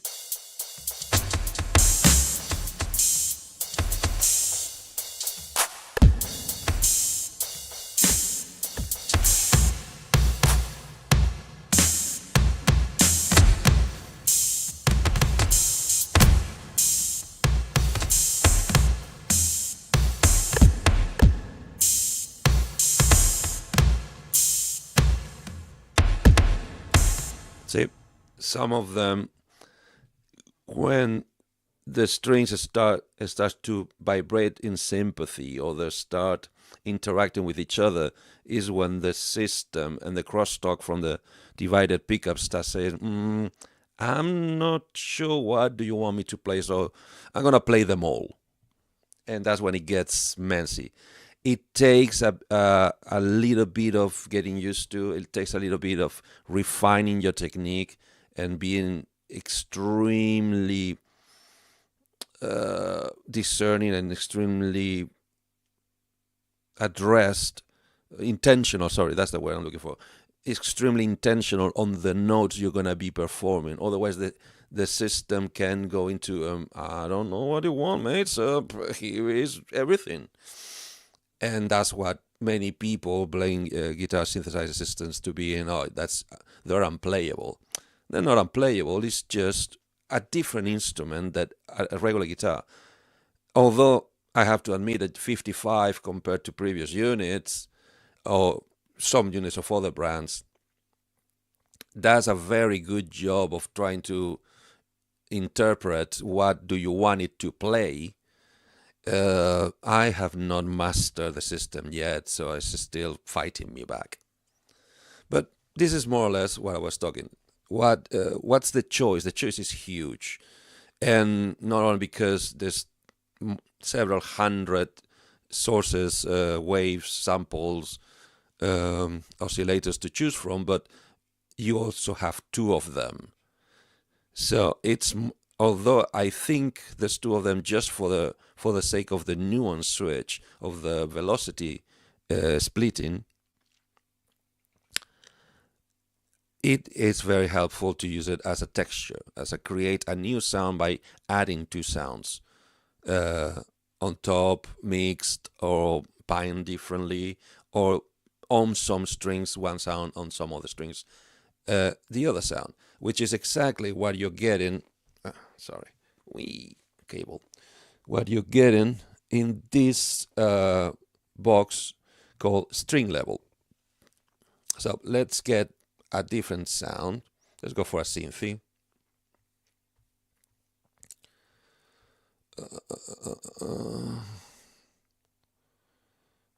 Synth sequence pop. Juno D. Let's stay Roland. Okay, what does this play?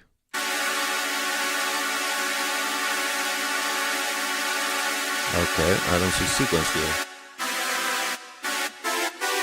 That's rave.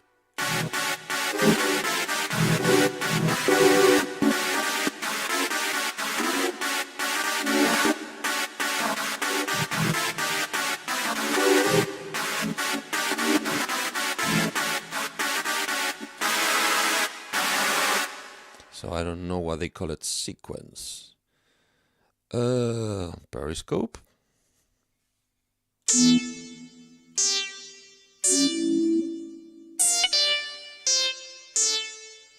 You see, this is the type of things of 55 that confuse me.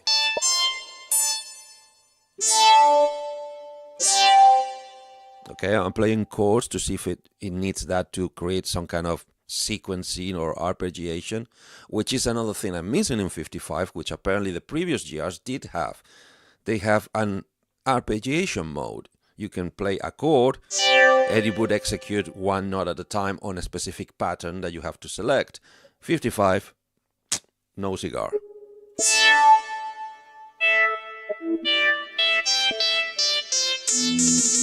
I find it confusing because this type of sound is something that I would use as an extra track or a backing track being triggered by a sequencer. So the fact that they call it synth sequencer pop or synth sequence pop, but you're not able, to my knowledge, to actually trigger any external MIDI to move the sequence with this sound, is utterly confusing.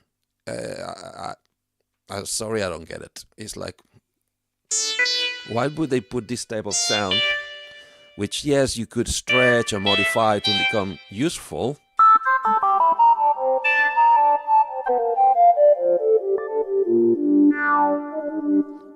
and this particular one is extremely sensitive to cutoff and velocity.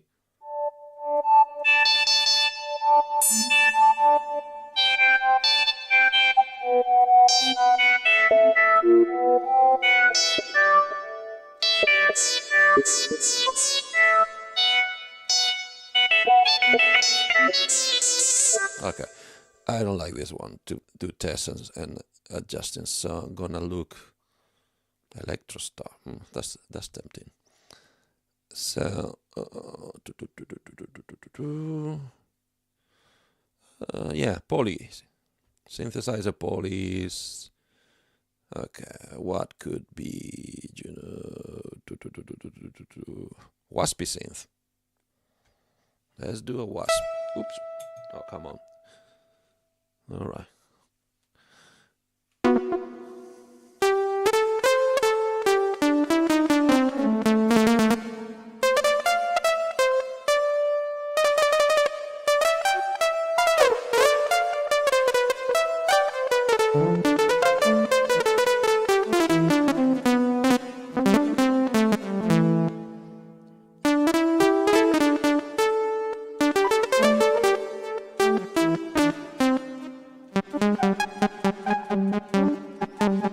The minute I mute a little bit, it goes crazy. Okay, so this string level is basically which strings do you want the sound to be triggered from, and because it's a continuous control, it's a 0 to 100 value, you also can choose the ones that are gonna be producing a sound, how much, how loud in compared to the other strings. For instance, I can, how could I, I'm gonna get the two strings on the middle and I'm gonna turn them off. Start with turning them off. So if I go for the volume here and start playing,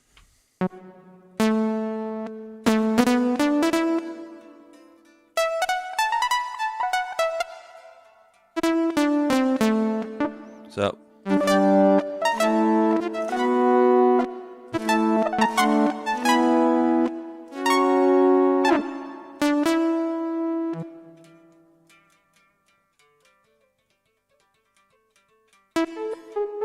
but let's say that I could want to turn them off because the other PCB sound is going to be turned on only on those two strings.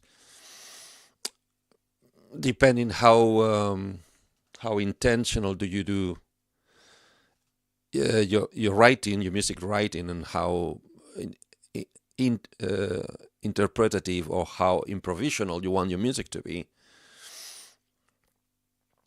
you can adapt the sky's the limit. Which strings on which patch, for what notes are you going to be playing, for what chords, for what section of what song. If you're really intentional and premeditated, you do everything on paper and then perform it.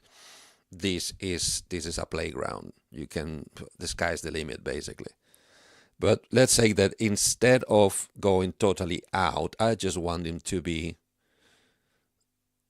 a chunk quieter. So I'm going to try to apply the same velocity on every note, on every string. Excuse my poor technique, if you wish.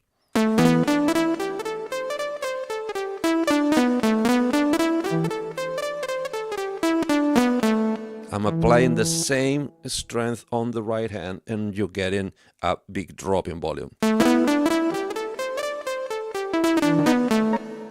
So, per string. This could not be done if you with a quarter-inch signal.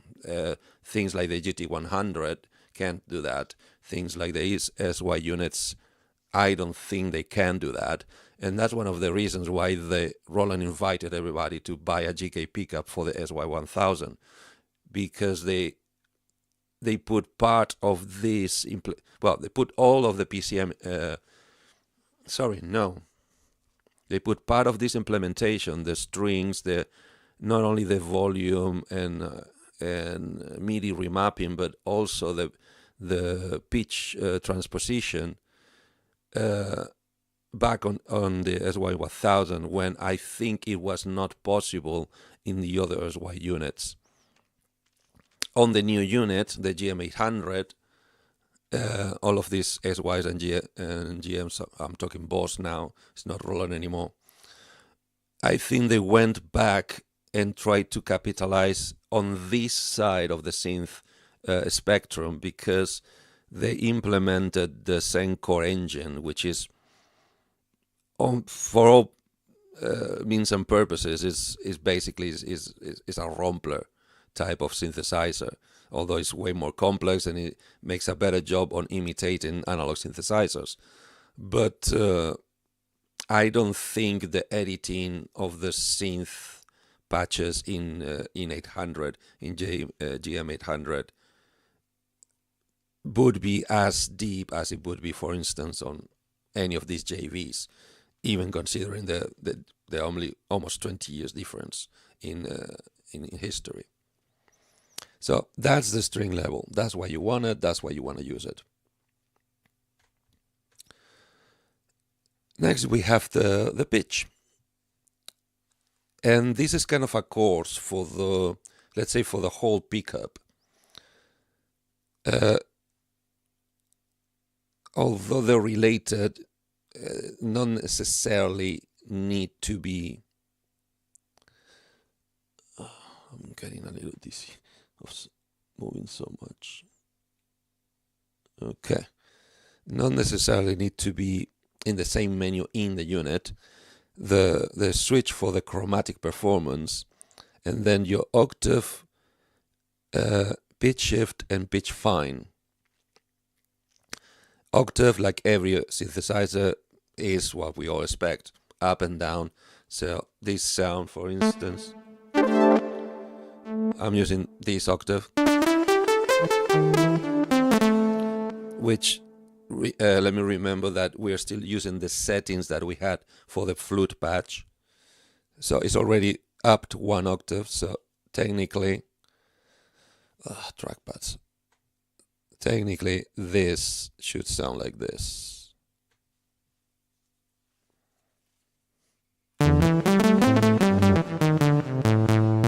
Right? This one I think is a plus minus 2 octaves. 3. So think about that. Well, this is gonna be only dogs can hear it.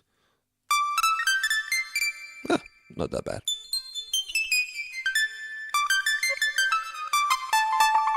This is useful if you want, once again, if you want to stack all 4 parts of the 55, original guitar, custom modeling, and both PCMs, and you want to have them very distinguished from each other.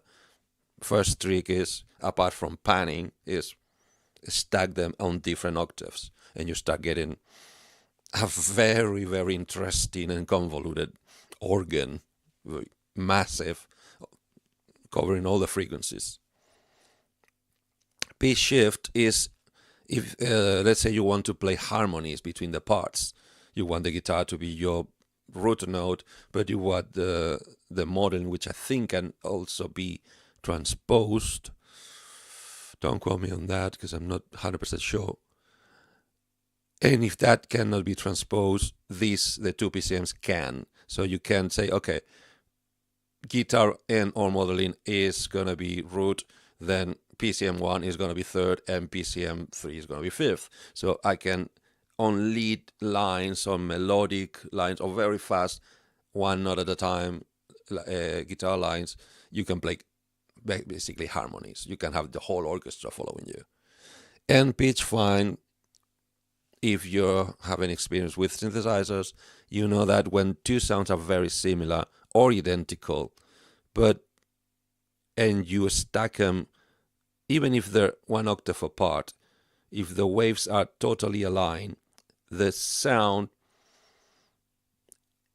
tends to sound a little feeble, a little weak. If you just move the pitch of each other a couple of cents, not even a half a tone, not even half a note, just a couple of cents on and off, the beating of those frequencies, of those sounds, are going to create a somewhat three-dimensional, a more beefed up, a more present and larger-than-life result at the end. So that's what you could do with the PCMs. You can fine pitch it off to each other, or to the original, or both. So still in this first window, the tone window. Just give me a second. I got things coming in and out. So next we have,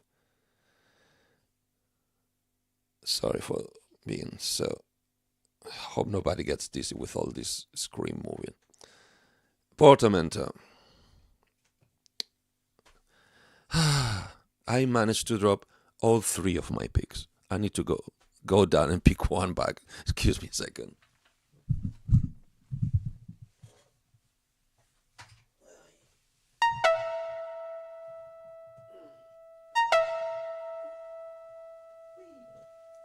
Funny noises in the distance.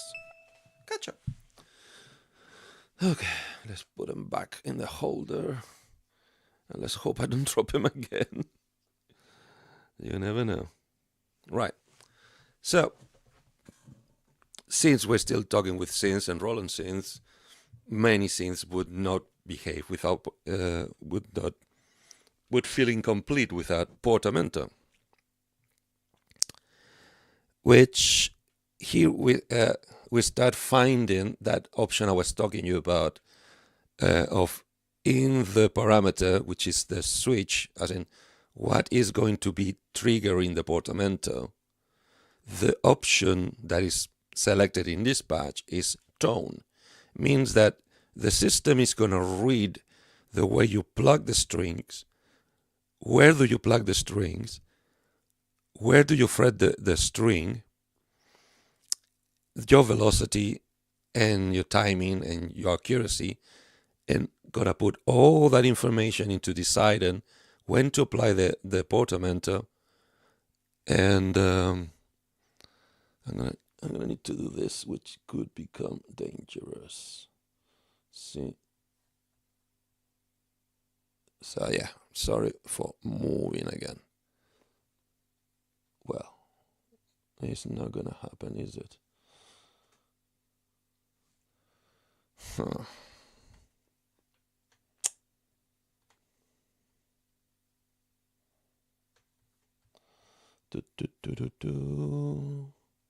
Once again, this is the labor of love of a user.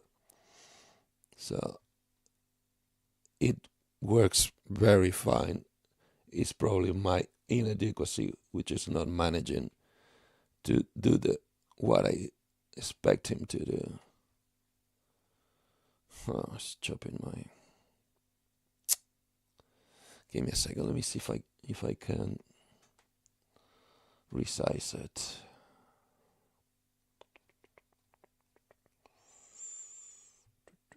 No, settings. Let's see if I can actually resize it. I don't think that's gonna make much of a difference.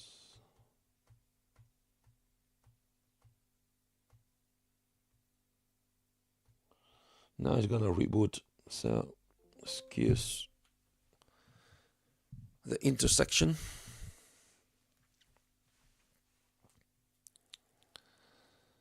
But okay, sometimes I hate you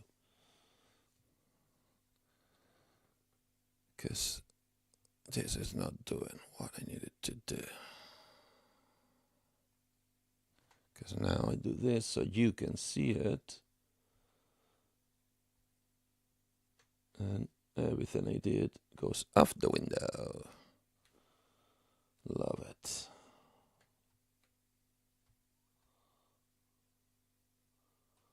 No, no, no, no, no. You know what? I need to get a break. So, just for. Oh, hello. We got something else. Somebody else watching. Get your ride. Is it possible to play a simple beat cleanly? Okay, you asked this. God. Oh.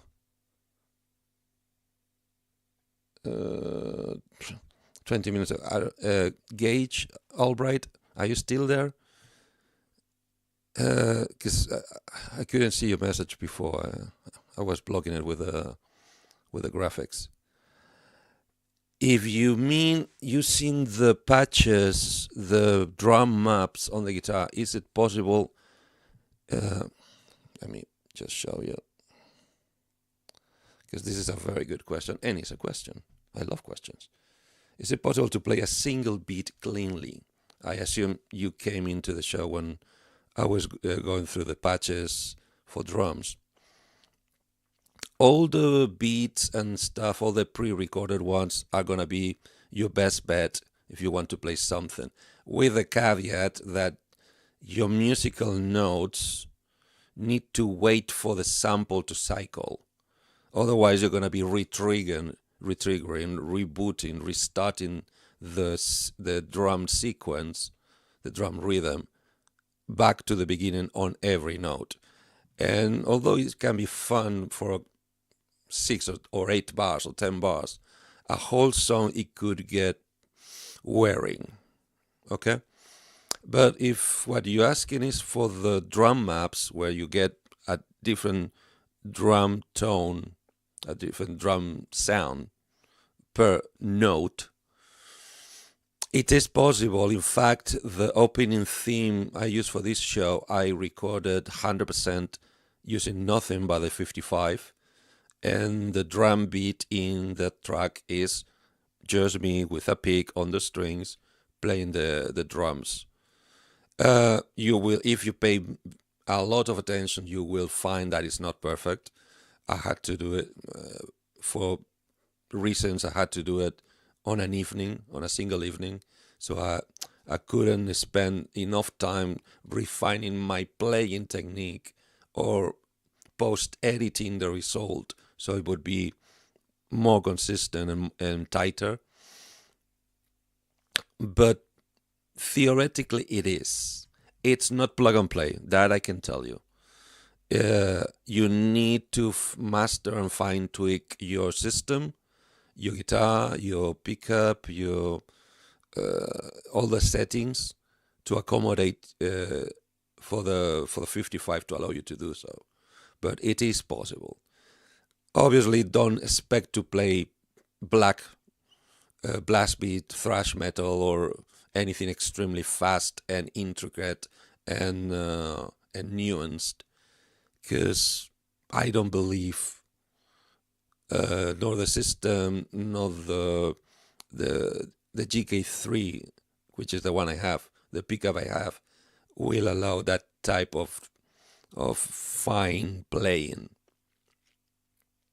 Is the pickup itself, it has a little too much crosstalk, and the problem is if you diminish the sensitivity of the pickup to prevent the crosstalk, then you start overworking your fingers and wrist, because it gets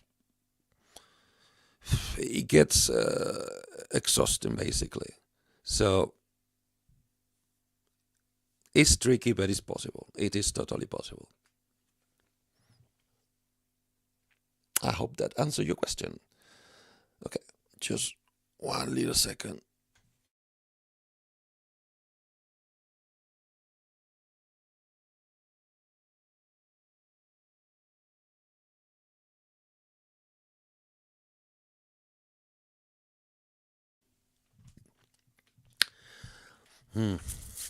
Thank you.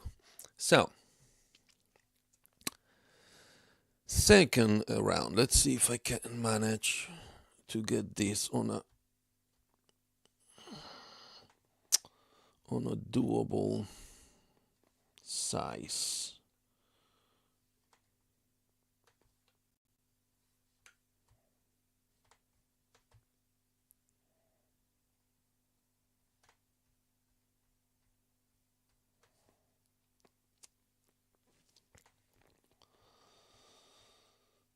Which is definitely not this one, not this size.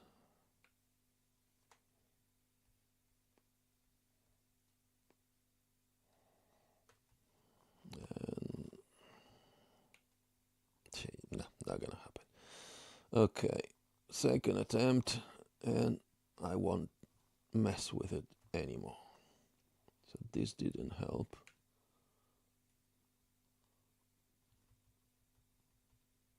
This didn't change, I don't know why.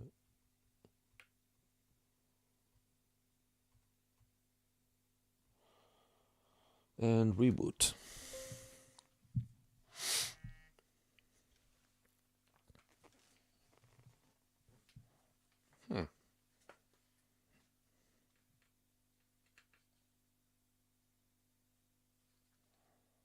Of course, it bust. Okay, it's gone. Cool. What do we have here? Yeah. Guys, I need to read the manual of this thing, because it never does what I think it's gonna do. Are you the type that never read manuals? Because I usually do. I don't know why it's not.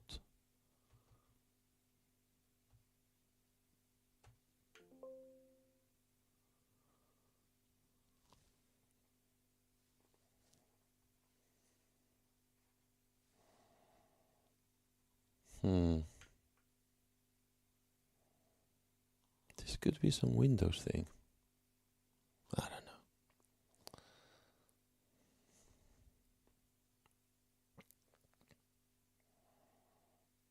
know. Okay, now it's taking its time. Okay, are you gonna help or what? Well, yeah, a little better. So once again, let me I'll try to come back sooner to check the chat, but I need to go full screen with this. Otherwise, I can't read. So, oh, sorry. Back to the chat. So I can hide this and we can see a little better. Yeah, that's gonna work. So, in the portamento box, we have the switch, as in what is gonna trigger it, and the options. It's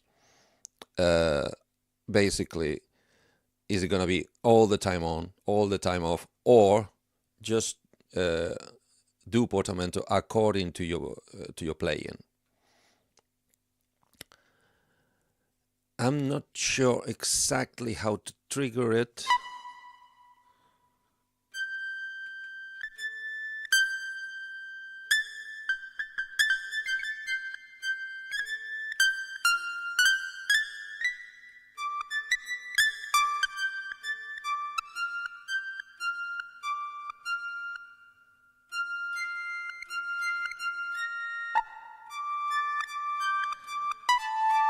Okay, let's bring this pitch back to human levels.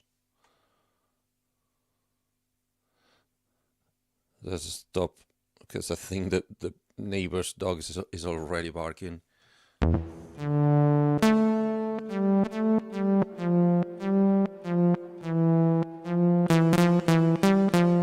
So seems like it triggers the portamento.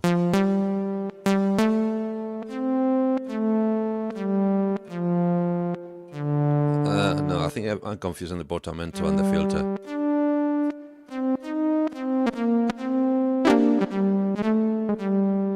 Okay. So let's then switch it to on, to all the time. So everything I play is gonna have portamento.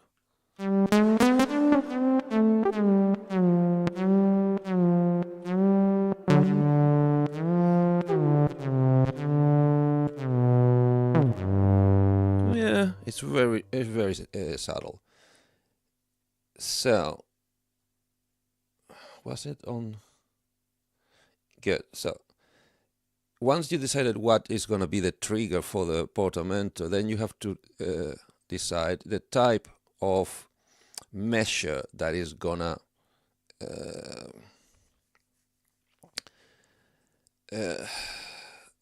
the measurement unit that is gonna control it. So you can choose rate, as it's in fact, let me hear what rate does on, and a rate of 20, whatever that means.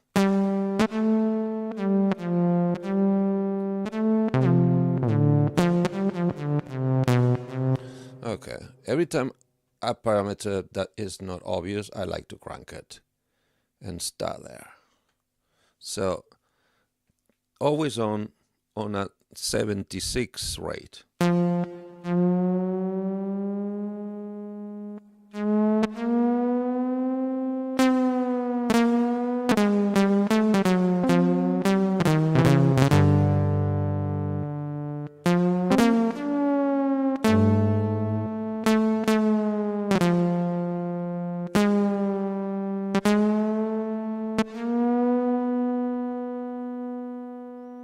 It does feel like it's always going down, like it's going up in pitch and then back to note.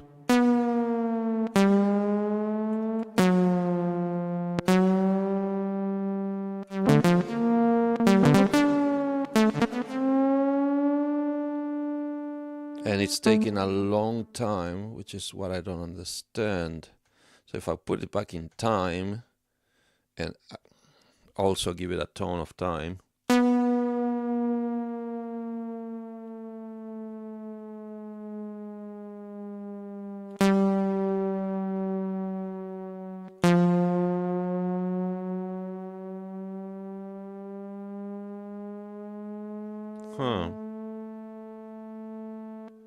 So rate seems to be a proportion to the distance, proportional to the distance in between the tones, and time is the same time no matter the distance. And the sense is towards the note. So if you go from bottom to top,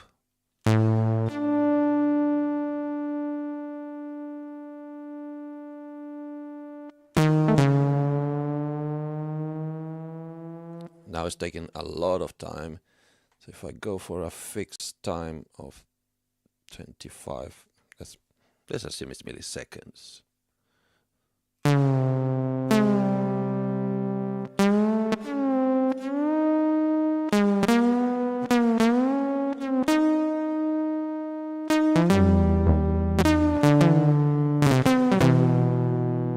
Kind of. So, and that's portamento like every other synth. Nothing more, nothing less. So, let's get this back on tone. So he would put it whenever he feels like doing it, and type on time. Then, here we go. Is that filter? Yep, filter. Although, let me remind you that most of the filter parameters are going to be in the second screen, which is going to go afterwards. But this is obviously the first hit. What's the things you need to the filter? A, what's going to be the filter type,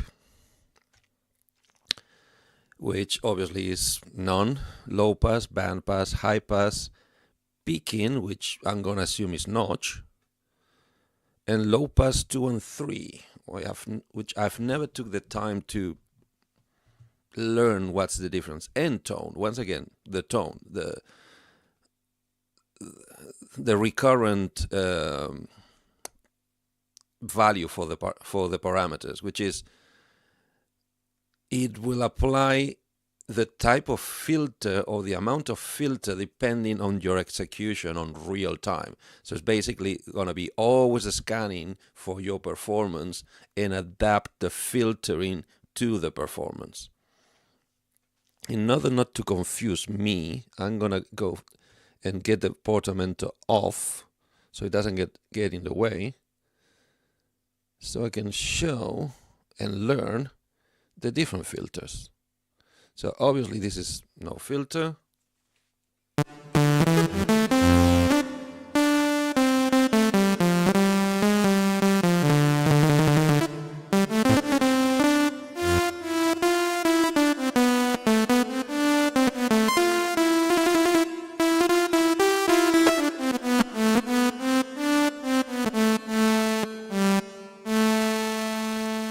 It's curious when we get to the TVA. I'm gonna check what's the parameter there, because seems to be changing the attack according to my velocity.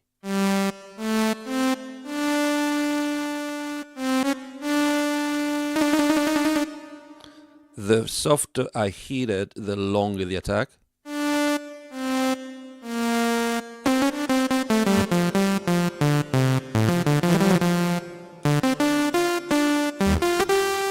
Up to a point, obviously. Right, and that sound without the portamento sounds a little more of what I would expect, closer to what I would expect from a wasp, if that's what it's trying to replicate. Okay, let's go for the basics. We all know low pass. Yeah, cut off in the middle, resonance in the middle.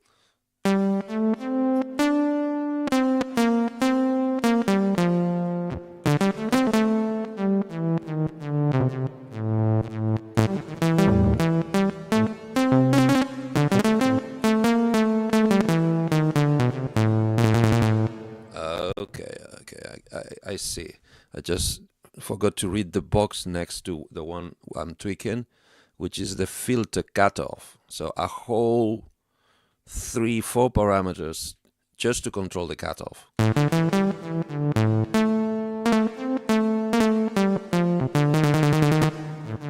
Not as much as in what is the default condition, which is the box I'm handling right now here, but how am I gonna alter the defaults through my playing?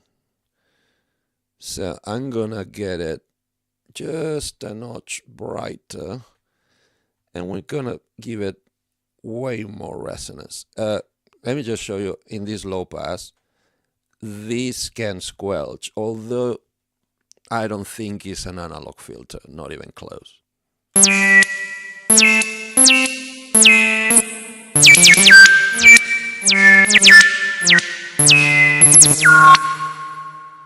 Love it. Sorry for the deafening. So let's put it back to 0.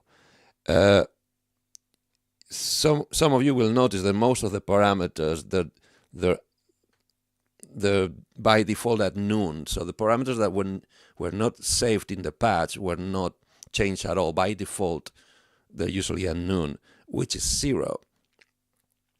Because since it's a digital system, all of the parameters can default to be bipolar. Can be assigned as bipolar. In this case, the bipolarity of the resonant is positives is the harder, the more resonance. I assume negatives is going to be the higher velocity, the less resonance. So if I go for minus 45 and I play soft, now if I play hard,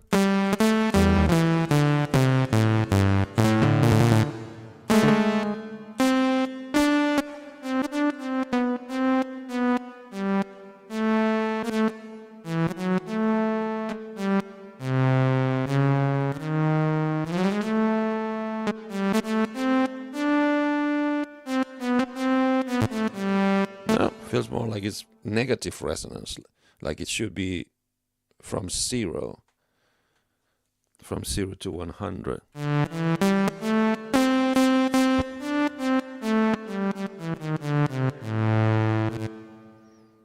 Okay, let's go back to 0.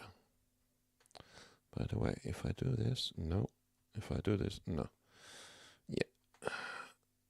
Moving a wheel on a touchpad is not easy. There.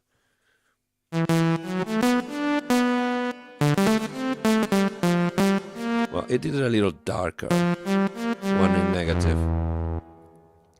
Right? Let's go back to 0 on the cutoff, and let's make a short run through the different filters. Bandpass.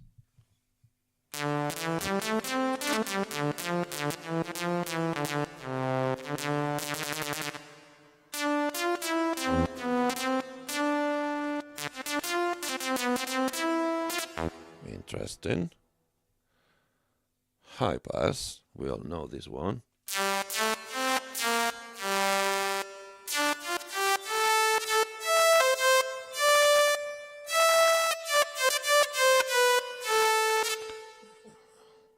Just indulge me.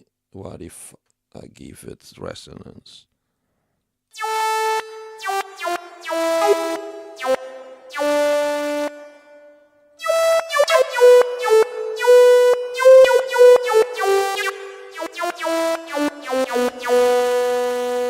I'm gonna press the legato. Yes, because I don't want it to quantize.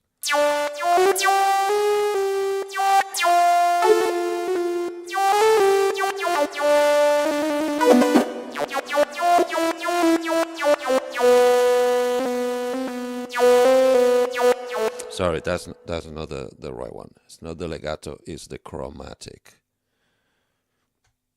So that's what controls if it's gonna quantize or just pitch bend.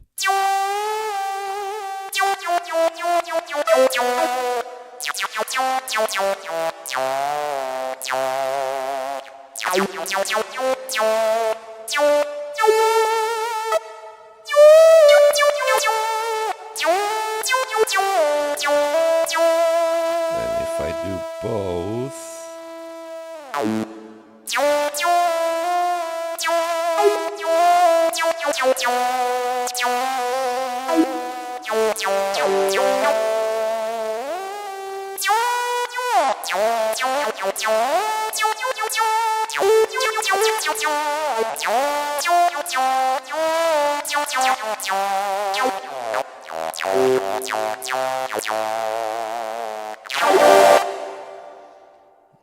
Nice.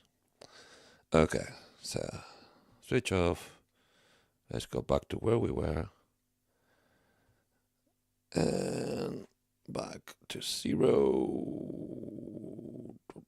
God, oh God, I hate this. Good. Picking.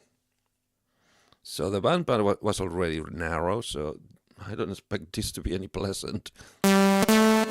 Okay.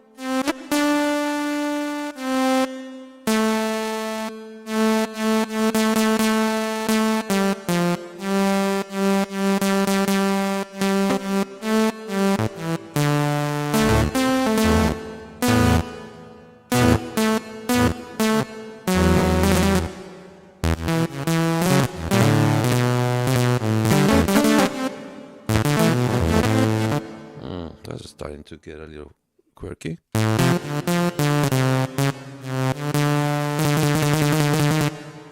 Why is the string not at 100 there?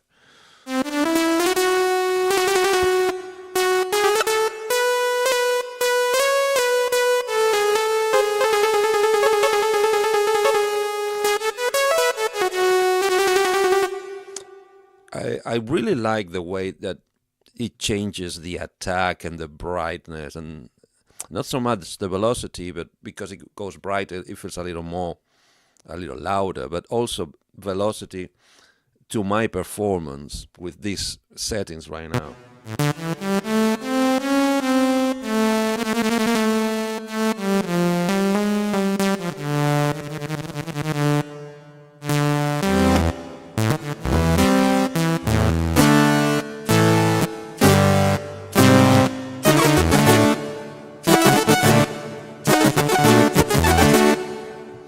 Yeah, with the rhythms, it always gets a little confused. Good. I don't really hear the effect of the picking. Let's see if I hear low pass too.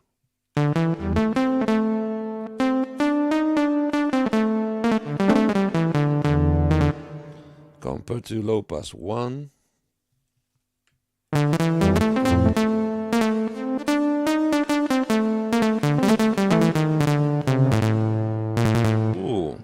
I think I can hear what's the difference.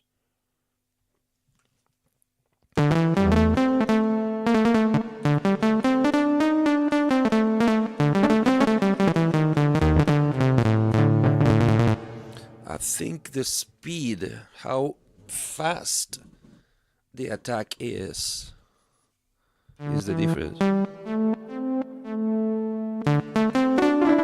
Although it's a little duller than low pass 1. With the same settings, obviously.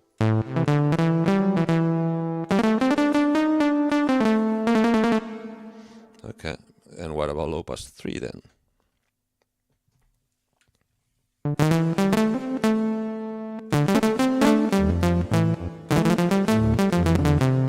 It's even faster.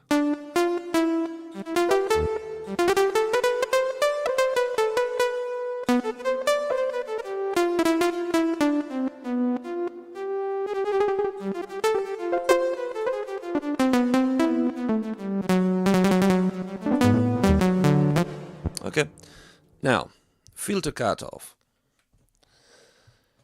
So basically this is velocity sensitive. It's kind of a key follow, but for velocity. So the harder you play, the higher it peaks, the more it opens the filter or moves the cutoff. Then obviously key follow, this is gonna be the real key follow. Sorry for the misunderstanding first. So this is actually gonna be pitch related. The higher the pitch, if you go positive, the more open the filter, the lower the pitch, If you go negative, the more open the filter. And then the newest sensitivity is confusing me a little bit, because as I said, the nuance parameter, the nuance function, is velocity sensitive, but it's to tell when to switch to a different sound, or when to trigger a different sound. So that could be the threshold for the nuance. Why is it in the filter cutoff? I don't remember. I need to read the manual again. But basically, if we go for velocity sensitivity and we let's make it very evident, we crank a ton of that. And also note the Vox, once again, in velocity curve, as in how is it going to apply the modification. Tone is basically going to figure it out according to your plucking or strumming or fingering execution, or could be fixed, or one of the 7 predetermined curves, which I assume is going to go everything from 1 to 1, or possibly how to explain the velocity curves. Basically, the velocity curve is the relationship between energy on the attack of the note, as in me attacking the string, and the amount of volume that is gonna let out per volume I put in. Because this is a modifier, the amount of volume is gonna put out is not gonna be perceived as volume of the tone, but how much modification of the filter cutoff is gonna output out according to your plugin strength, or fixed. I think it go fixed. I think it's, no matter how I play, it's gonna totally ignore my dynamics, which is not.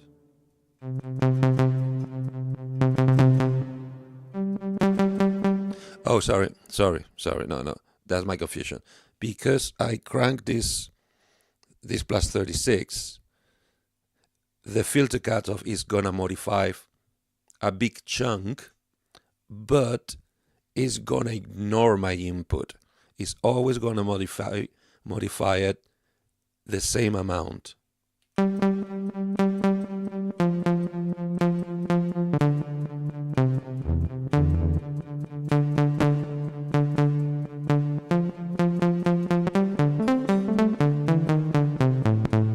Which is basically almost open.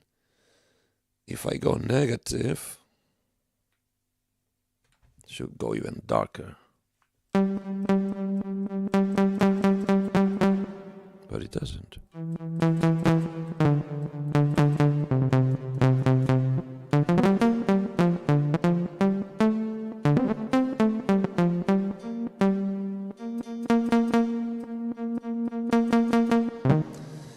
Yeah, I'm a little confused right now. Any of you have any opinion about this? Let me see if you're saying anything. Okay, we're good. So back to it.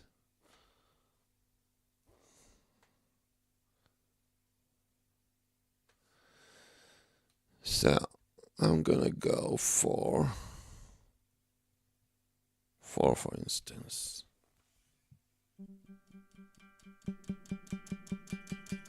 Okay, this needs a lot of strength.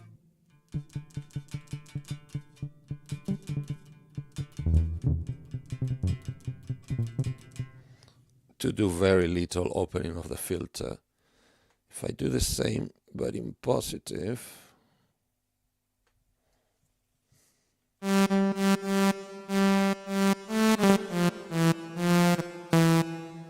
I'm barely touching the string, and it's doing a lot of opening, but to the same point.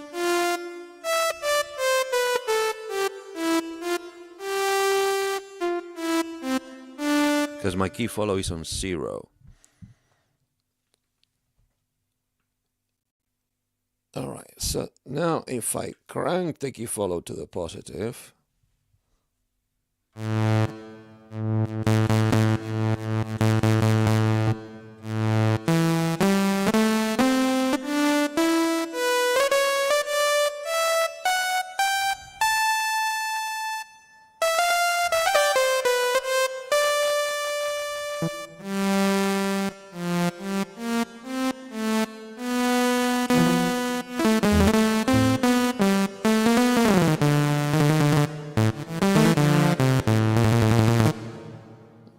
yeah, I expected it to be a little more drastic than that. What about negative? Hello?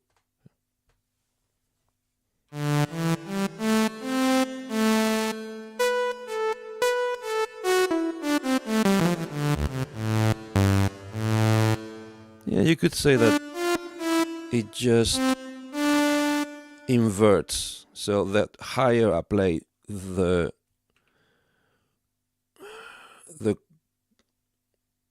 duller, the darker the filter.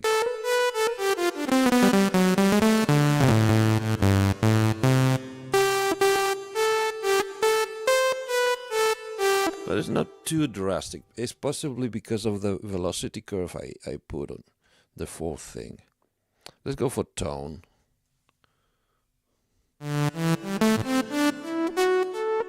Yeah, this closes way more the higher the note.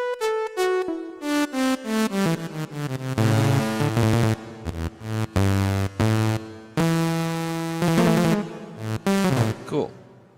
So velocity sense. The problem. So let's put the key follow back.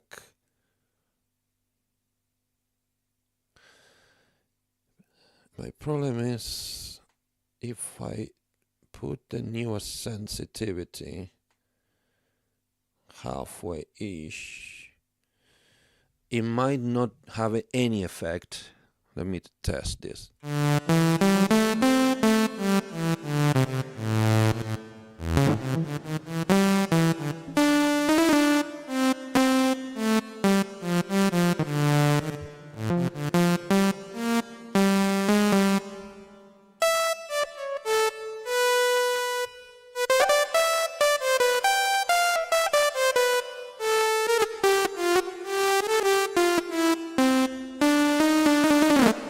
Okay.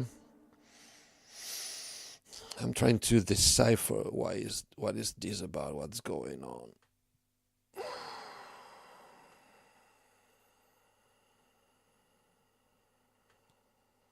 Ah, I hate you.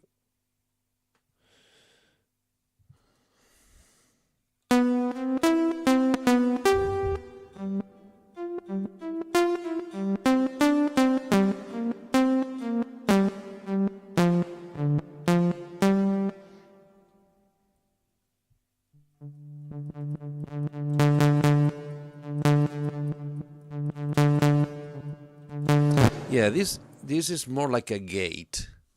It's basically allowing you to set a threshold above which the filter is gonna be open, possibly to the full.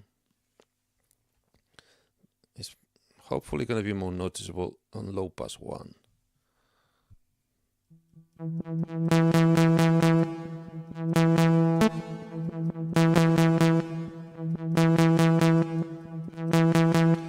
When if I do it through velocity sensitivity, is more like gradual. It's more like a constant change.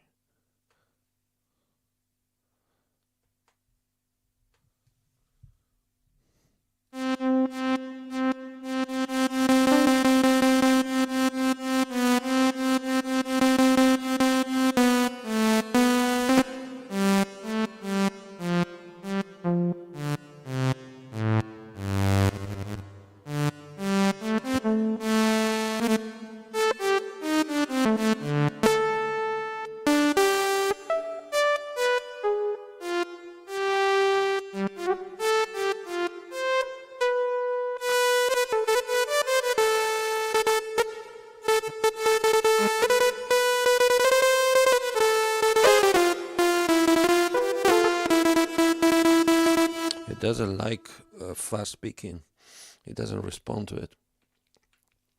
Cool. So this is the facade, the core, the coarse parameters of the PCM synth. Now we go to the tweakability and the refinement. We go to the this second screen named filter, and which is a little misleading because, as I said, we have the time variant filter, the time variant amplifier, the pitch envelope, the velocity sensitivity of the patch. I'm not sure if this is the same one from the tone. No, because I have this on 50 and tone, and here is on 0 and 5. So it's a second layer. I need to read the manual.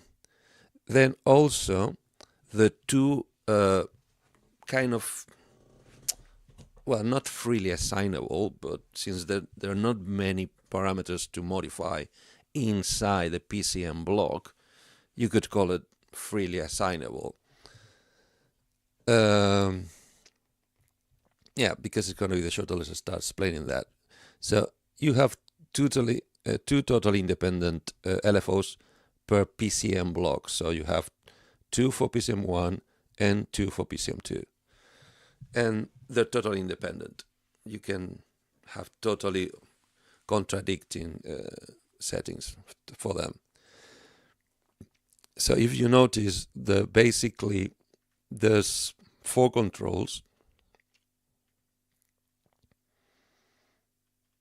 which is basic. It's kind of a 4-part mixer, and then the source,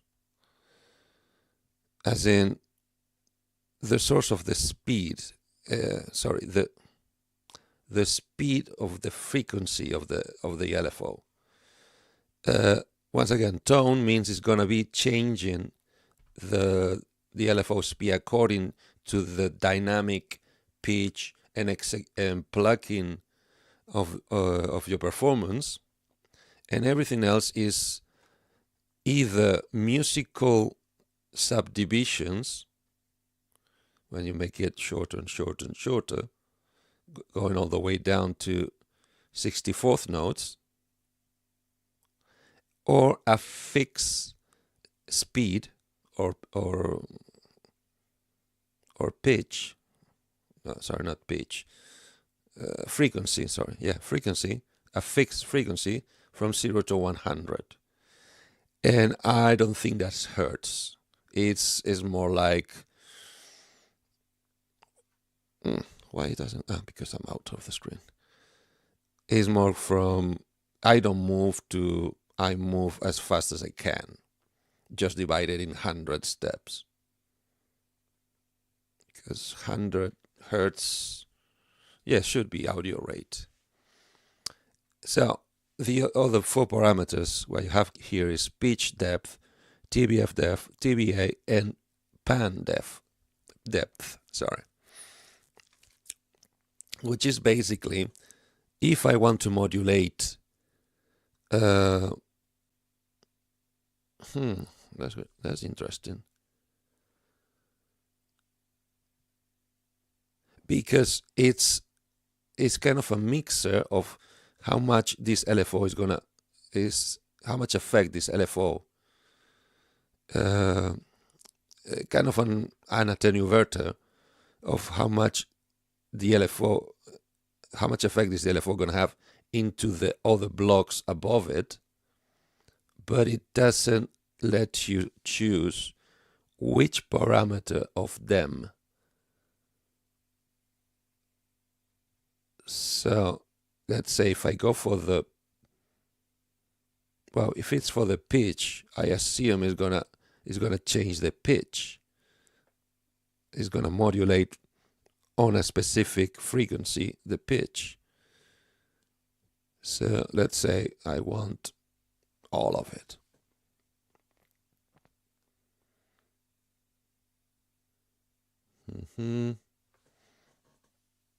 So is it gonna move anything?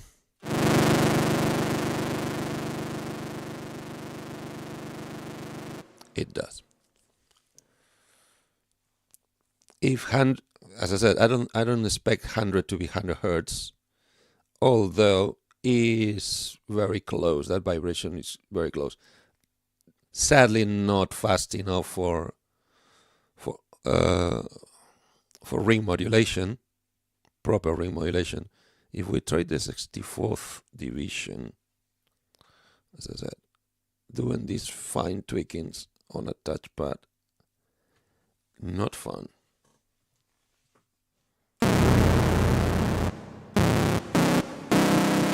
Okay, it's really close, really close.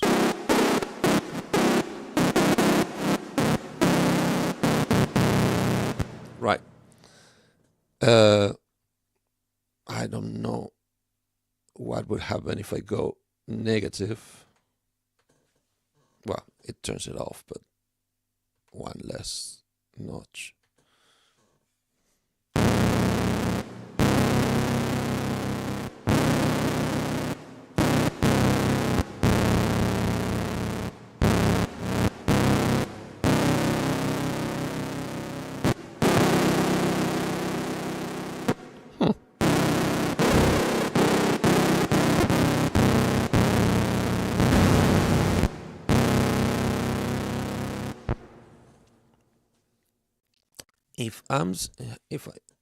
If I gotta be honest, it feels more like it's the reverse waveform.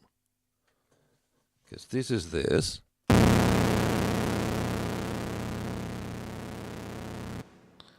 And the negative,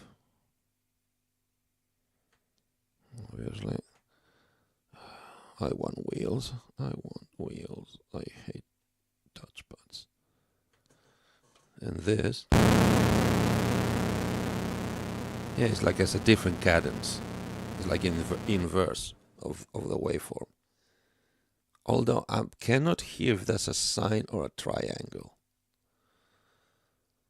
So same thing for filter, which I assume is gonna be modulating the cutoff, I guess.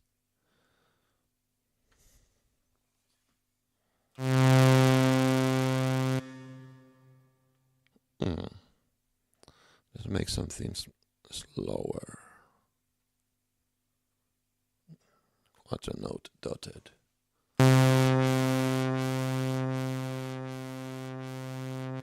Yeah, cut off kind of. Right. Any negative.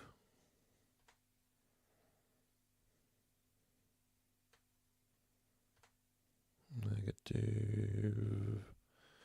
Come on. You can do it, not off.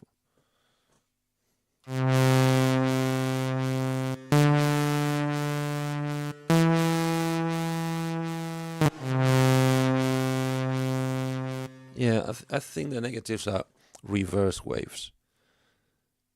As in either bipolar or unipolar, but going to negative first. Going down first instead of up first. Obviously, same for the TBA. Don't. Come on, you can do it. For the time variant amplifier. Right.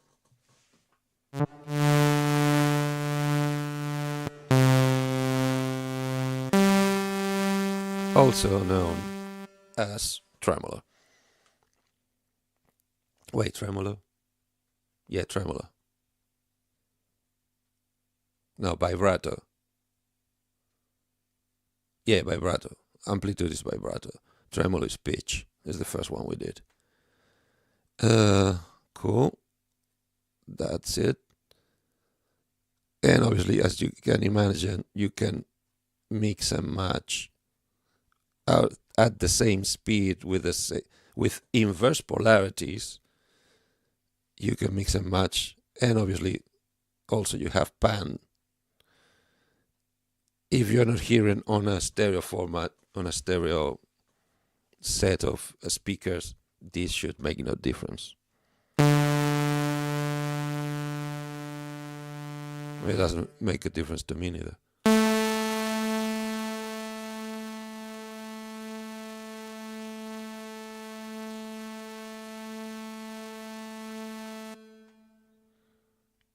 I make it faster.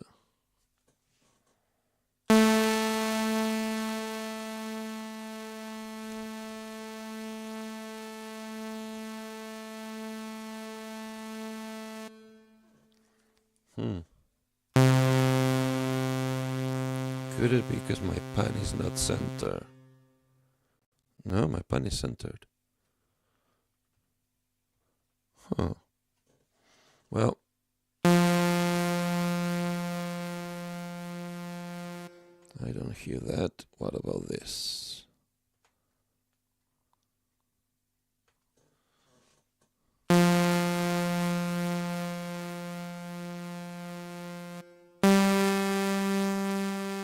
Okay. As I said, this is weird because I'm not hearing. It's meant to move the signal side to side. I just don't hear it. Not in my headphones, at least. But since I'm already just thankful that any sound is getting out, I'm not gonna sweat it too much. Why all these problems? Why always tech issues lately in the show? Because I'm using my mobile setup on the downstairs studio while I'm recabling and rewire the main studio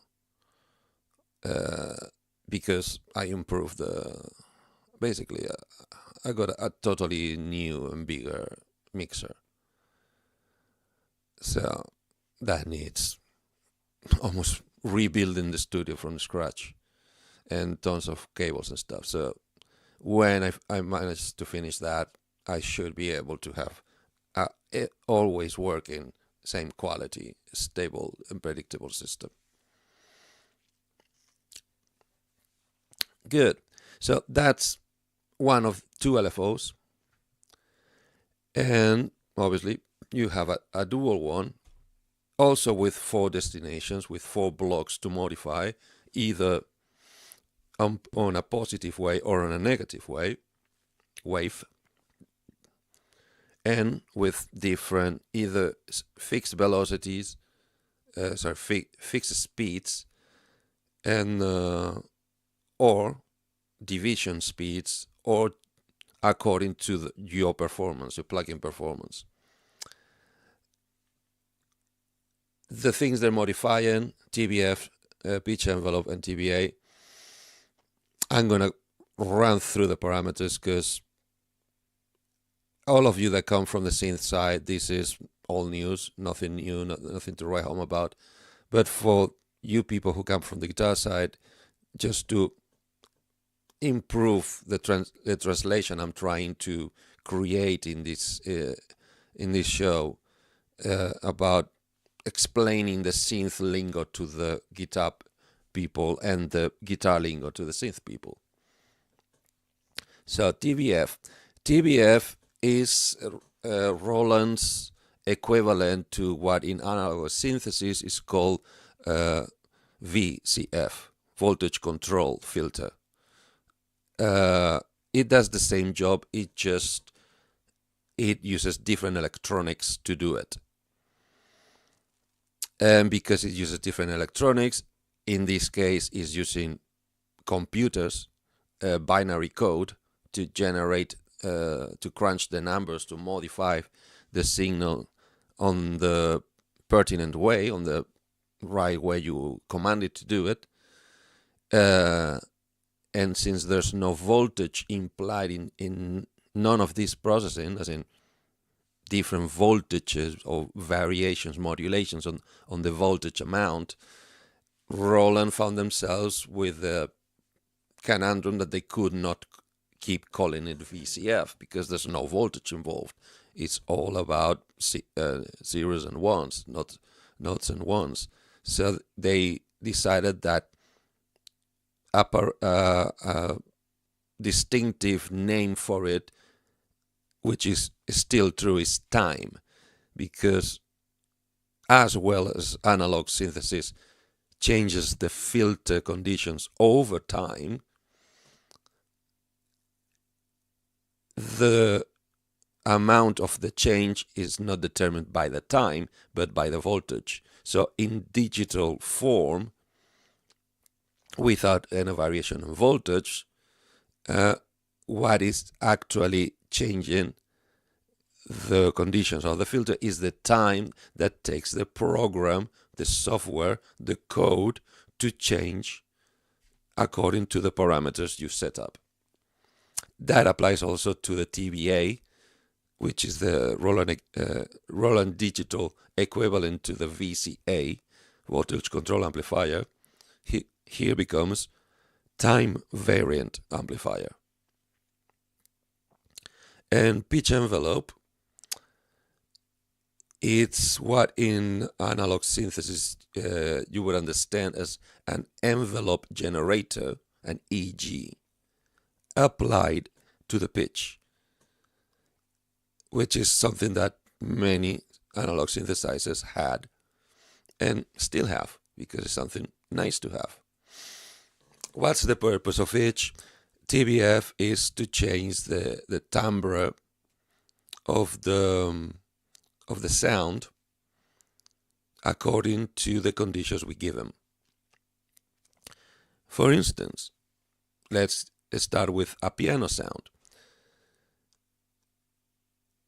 As we said, piano, like for instance drums, has a darker sound the softer you play it, as in less high frequencies.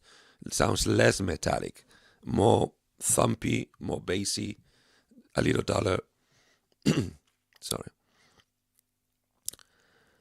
And the harder you hit, the louder you play it, all the metal resonance and harmonics start jumping out, so it becomes brighter. So that's why we, for instance, we will need to, or would like to, filter the harmonics of a piano sound to change according to the dynamics.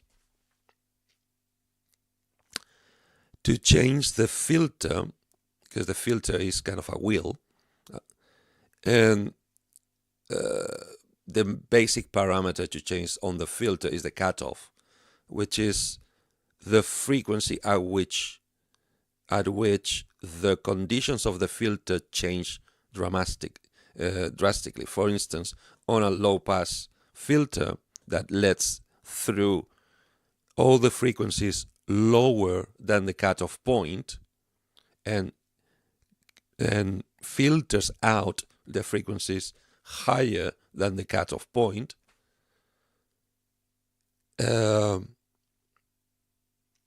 by changing the cutoff, we basically making the sound darker. If we move the cutoff to a lower frequency, it's like moving the curtain on your shower. How much water is it gonna come out depends on how open. Where do I put the cutoff point of the curtain? But also, if we want the cutoff to move over time with the execution, with the note, like this, so if you pay attention, you can hear, I can hear that the LFO is being applied, these bloody -1s. is making it shake. I can hear that, which is not bad. It's just now it's distracting for my purposes. Oh, come on. You see, I love the software that you double tap on the parameter and it goes to 0. That should be default on every software, at least for synthesizers. Come on. Gotcha. So, if you pay attention, when I attack the note is when it goes brightest, and at the same time it loses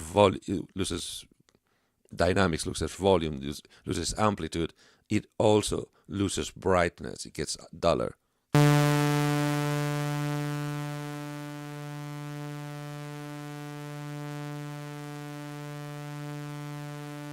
Now it's waiting for the note to die. Okay, because this is kind of a synthy sound. What we're using here is meant to be a WASP synthesizer, analog synthesizer. So it doesn't have a natural decay. It tries to hold as long as I hold the string. Obviously, the string will stop eventually, unless I'm in a very, very loud stage, and the feedback from the amplification keeps the string physically moving endlessly. Then I will have really the decay of a real analog synthesizer, which is as long as I have the finger on the note, it will keep sounding forever. So, because it's more natural and more expressive, the fact that the cutoff changes position with the length over the length of the note, that's why we not also need a cutoff control, which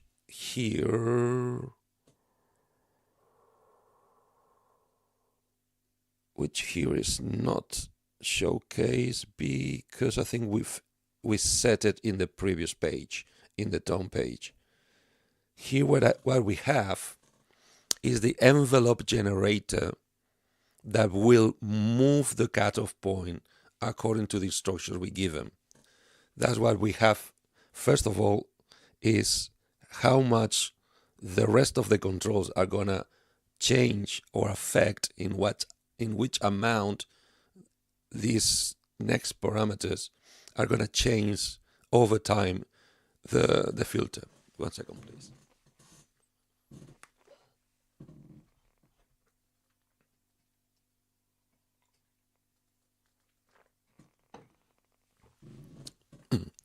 Sorry.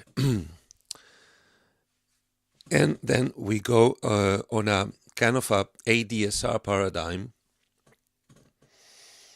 We found attack of the envelope, decay of the envelope, sustain of the envelope, and release of the envelope. Our A, D, S, and R. Okay? Which, because this is a digital variation that works on time, on counting milliseconds, and because traditional analog envelopes use time or their own measuring of time to do the same job, we can extrapolate that the analog tradition applies here. The definitions and the way that they work also applies here, which is that attack determines the time, the amount of time it will take the filter from being at 0, as in not allowing any frequency go through whatsoever, to the maximum value that the filter can go. That should get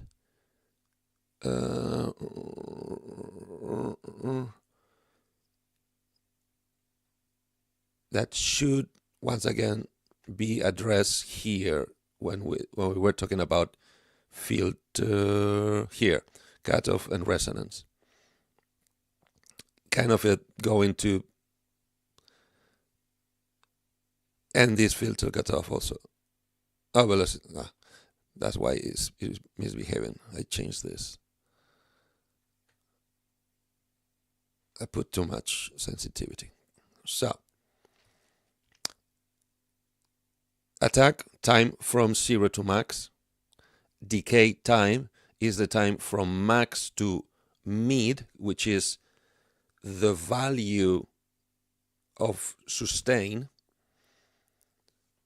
Sustain is not a time, it's a level, it's a quantity, determines how open will the filter stay as long as we press the key after having gone through the attack and the decay. So once again, attack time, decay time, sustain level.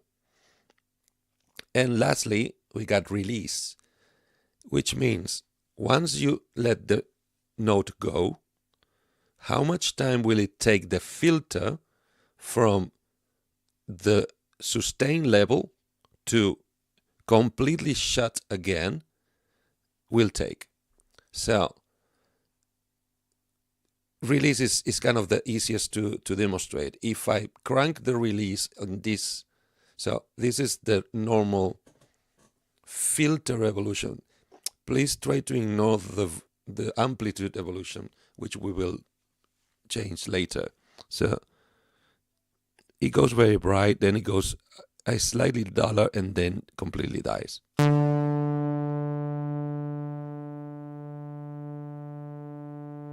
In this case, it's gonna die because the string is gonna stop, because it's a synth type sound. That was kind of a glitch. Okay. If I crank the release, oh sorry, let me show you, because the release only. So when if I do a hammer, it would be the same thing. Sorry. But when I put the string down and plug the string, that's my attack, decay, and sustain. Because I keep the string, the finger down, and the string is moving, that's my sustain level. All right. That was a finger doing what it's not supposed to. Right. When I stop the string on purpose, that time between I stop and there's no more sound, that's your release time. In this particular example, what you're hearing is not the oscillator release time, filter release time, but the reverb. That roomy or cavernous or stagey or stadium reverberance. If I crank the release, then it should do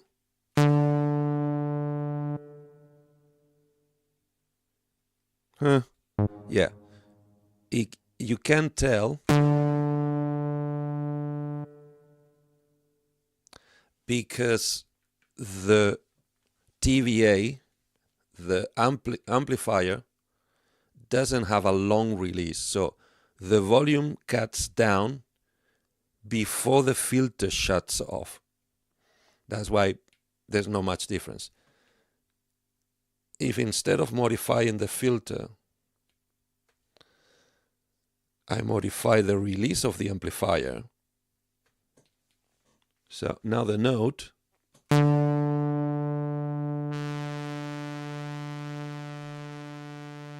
that's the release time.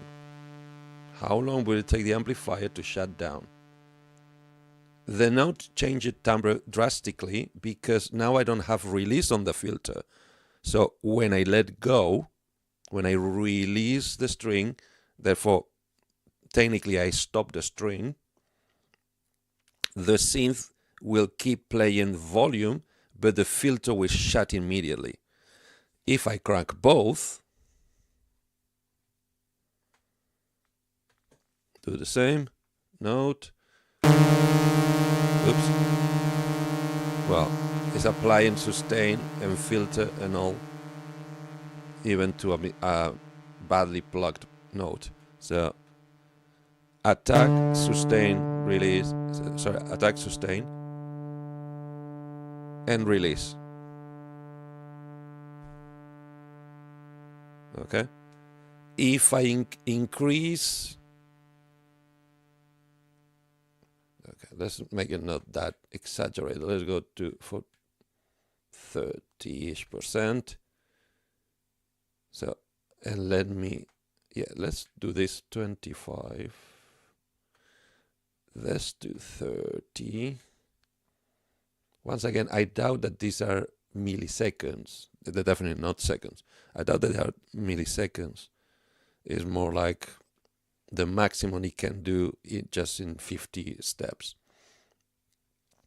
Is if now, for instance, what I crank is the attack, this is gonna get really silly. Okay, if I crank the attack, both filter and amplifier are gonna take a long time to get to the maximum allowed value.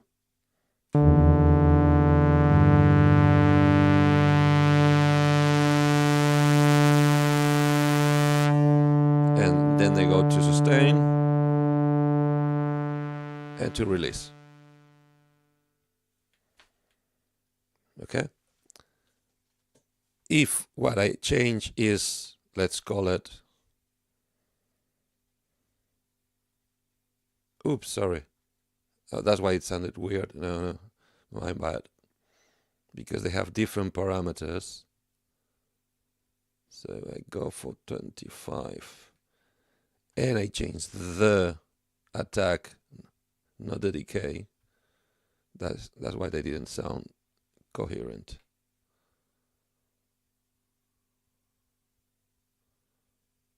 Okay. No, let's put to 33. Okay. I assume they don't put an envelope depth on the TBA because it's kind of not necessary, because you don't want the volume of your amplifier to not go to the maximum when it needs to go to the maximum. You don't want to attenuate the amount of volume you're assigning to the attack or to the sustain, in fact. It's kind of confusing and a little contradictory. So they just remove the depth of the envelope, as in assume the envelope is all the time at 100%. And now we have filter and amplifier with very long attack. Decay, sustain, and release.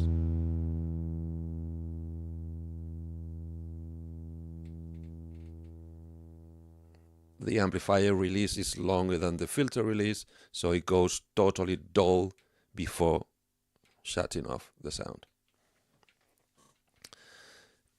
So that's the controls you're actually seeing there. It's not the actual filter, because the filter we set up in the previous page is the over time modification, which is what the word modulation means, is change over time of the actual filter, so it behaves closer to a traditional instrument, which was kind of the origin of the envelopes, and not so much the filter. The filter was developed to create completely different timbres, but the over time variations, the modulations were developed so the triangle wave could sound closer to what the sound of a violin would be when executed legato andante,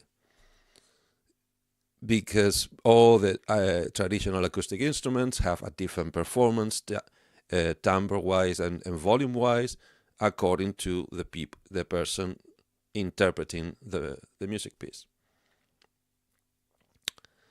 Then attack velocity, let's try to put everything back to 0. If you go negative, I assume it's gonna just do the inverse of the movement. So instead of going from dark to bright, it will go from bright to dark over time, I guess. I'm not gonna. Oh God, getting a 0 here is impossible. Come on, see, +1 -1. I can get. Hate you. Okay, let's try to get 1. The good thing is everything I'm changing here will not remain in the patch unless I save it. So whenever I switch it off or change to a different patch, all these micro imprecisions will go away basically. So, come on, at least give me a 1. -1, whatever. Attack velocity and attack nuance. Once again, I need to read the manual again because I don't remember exactly what they mean, but I think it's mostly related. If you don't want the system to scan your performance all the time, and you want to have a more monotonous reaction to your performance, I think that's where you can decide how much velocity is going to affect the attack, as in shorten the attack or lengthen the attack. Because you could say, oh, I want all my strong attacks, all my strong plugins to be very fast, and all my slow plugins to be mid, slow, or very slow attack on the filter. And the attack nuance, I assume, will be the threshold above which it would execute whatever is assigned on the nuance button. So on the TBA, similar parameters: attack, decay, sustain, release. Attack velocity, I assume, is the same. Attack nuance is the same. But then we have a level nuance. And that really gets me. For instance, the TVA has a 15% positive attack nuance. So it's sensing the... No, I don't know. Sorry. I need to read. Because they're trying to use classic lingo to define new digital concepts. And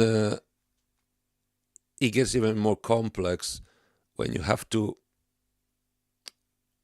make them relate to the idiosyncrasies of the performance of a guitar, with the strings, the wood, the interaction, the fingers, the hammers, so on and so forth.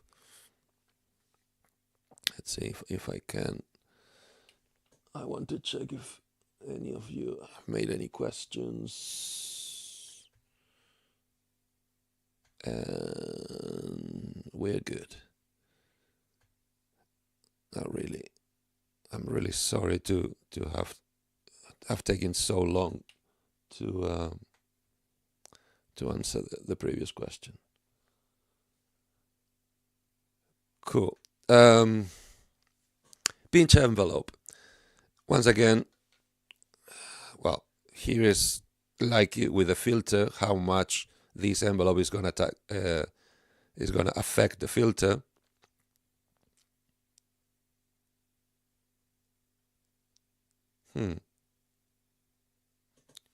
Which is, envelope velocity sensitivity.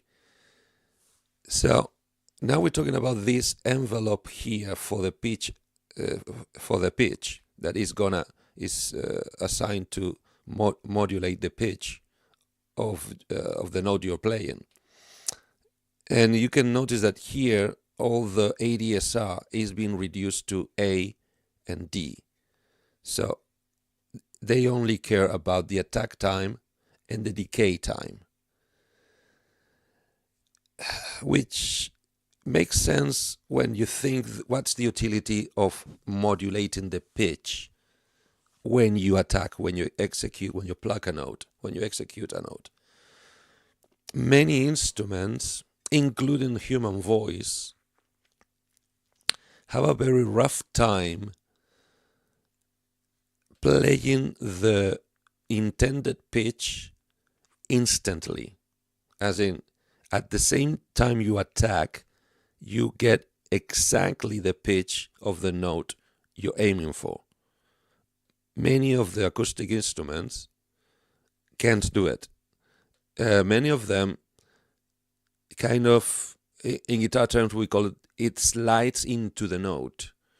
It starts on a different pitch, usually lower, and then very fast as possible, but still noticeably, it will slide into the right pitch. So it will be more like or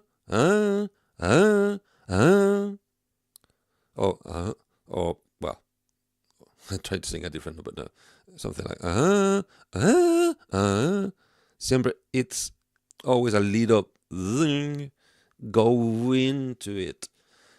So to simulate that on a electronic system that is calibrated to instantly give the right pitch, that's why we need a pitch modulation envelope. So we can make the accuracy more acoustic, more traditional, more humane. But on top of that, so how drastic or how extreme the sliding do we want it to happen when it happens, which would be this second parameter, envelope depth. As in, is it going to be something barely inaudible, or is going to be something that everybody can tell that is really noticeable, not very in your face? But also,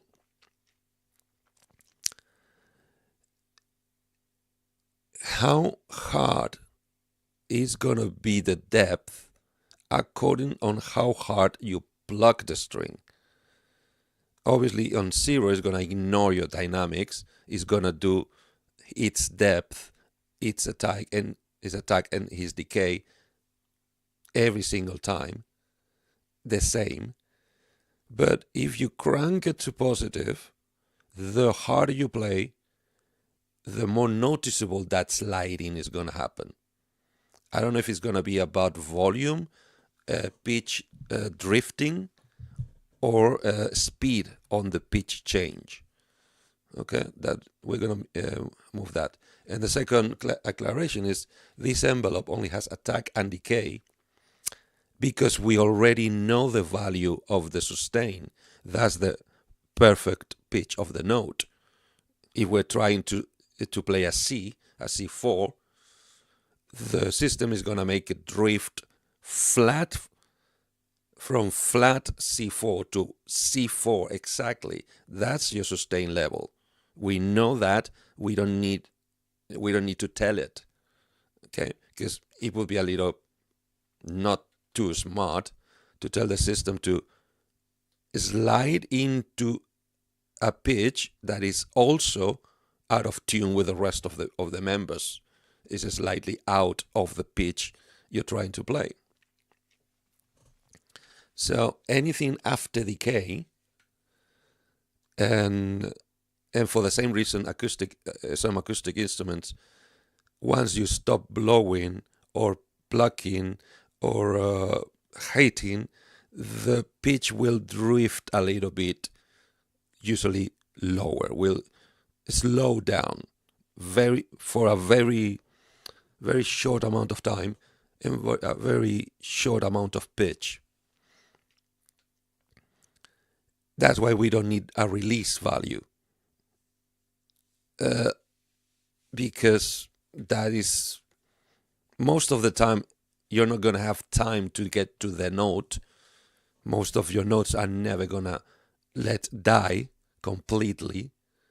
And second, because they decided not to apply that parameter.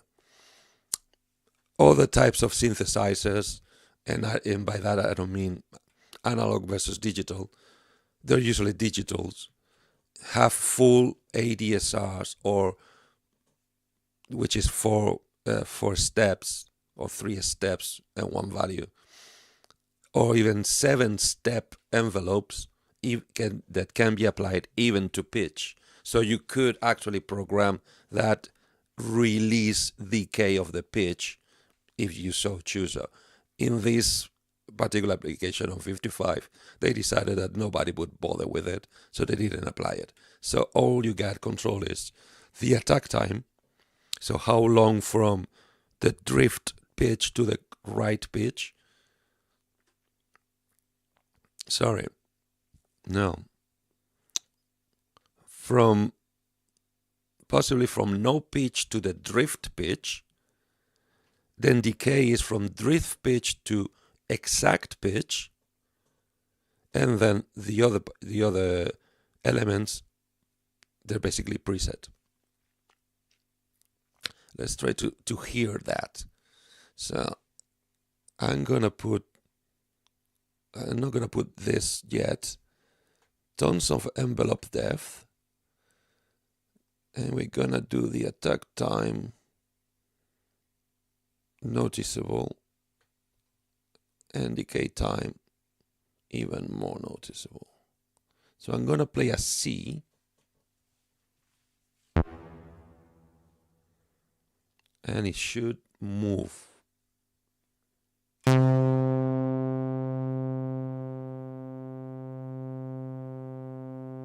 It's really subtle. Yes, it's really subtle. Let's make more. Sorry.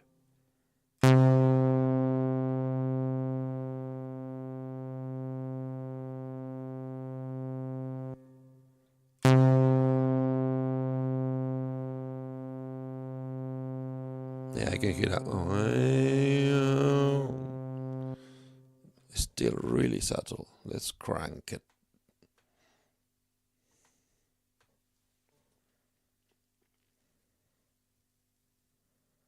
Do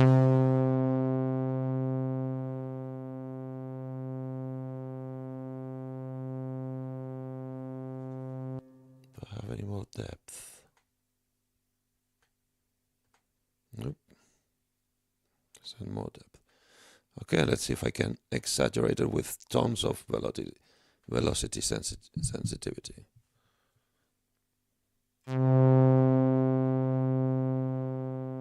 Nope.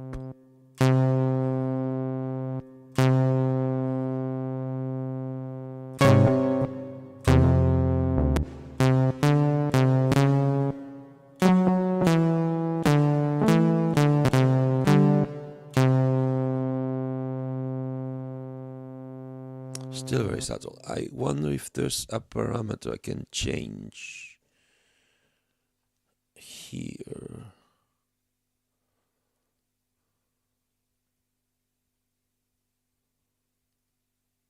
No, I don't think it's this.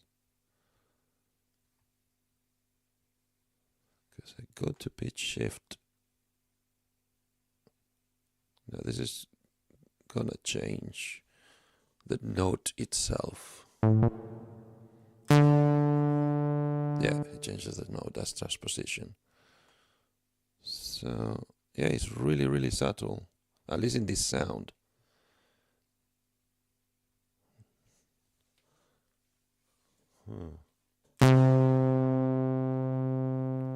And without.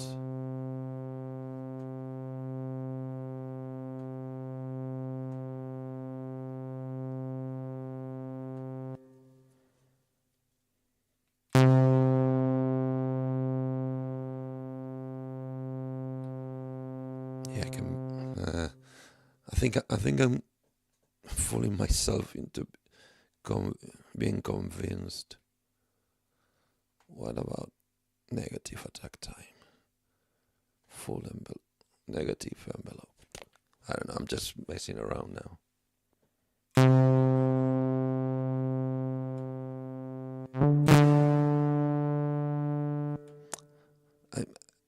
I don't hear it moving, but I feel it moving.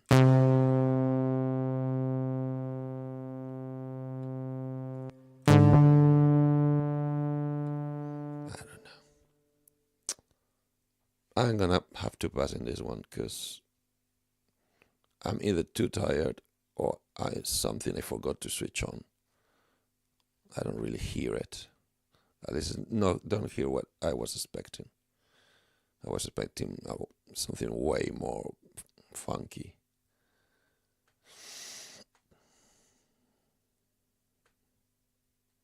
So yeah, this one beat me as well. But you're getting the concept, the concept behind the controls. Then is velocity. As I said, I don't understand what that velocity is here. Unless it's the amount of, or the threshold for the velocities in the other blocks. But yeah, don't really know. And that's mostly the sound design side of the PCM side of things. What is left to apply to this, in fact, we're not gonna touch on that today, but it would be more like oh great, it would be more like on the master section, on the controls you would apply for the whole system. I think that's enough for you, that's enough for me, that's enough for everybody who watches this. I'm gonna call it a show. We've seen most of what the PCM can do, and the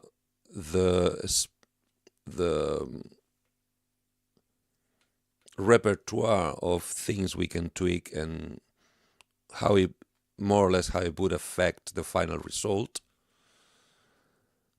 And just remember that all that power, it's duplicate. You have 2 times all of that.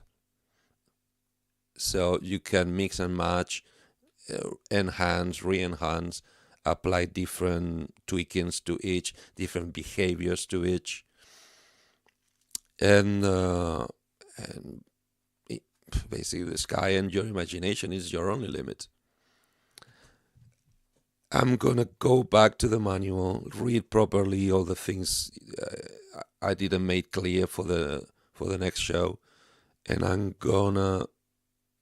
we're gonna demonstrate the full potential of the nuance feature on an example more drastic than the ones I barely managed to show.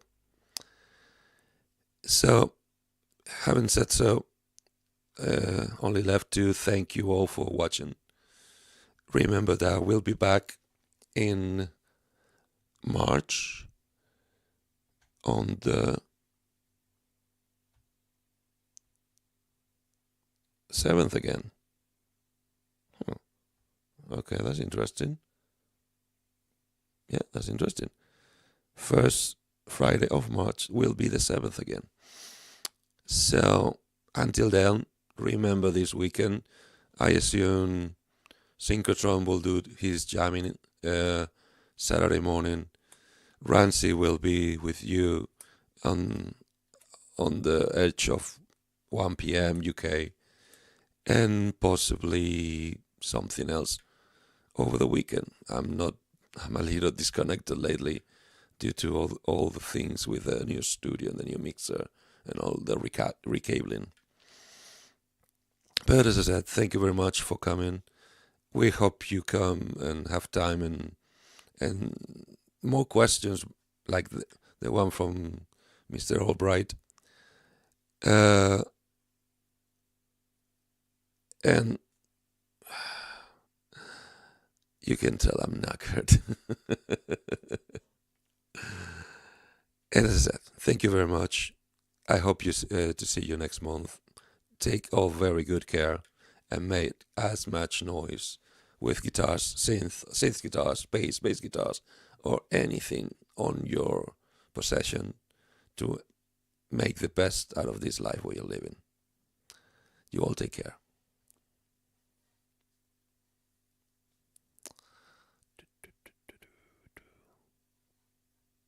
Ta-da!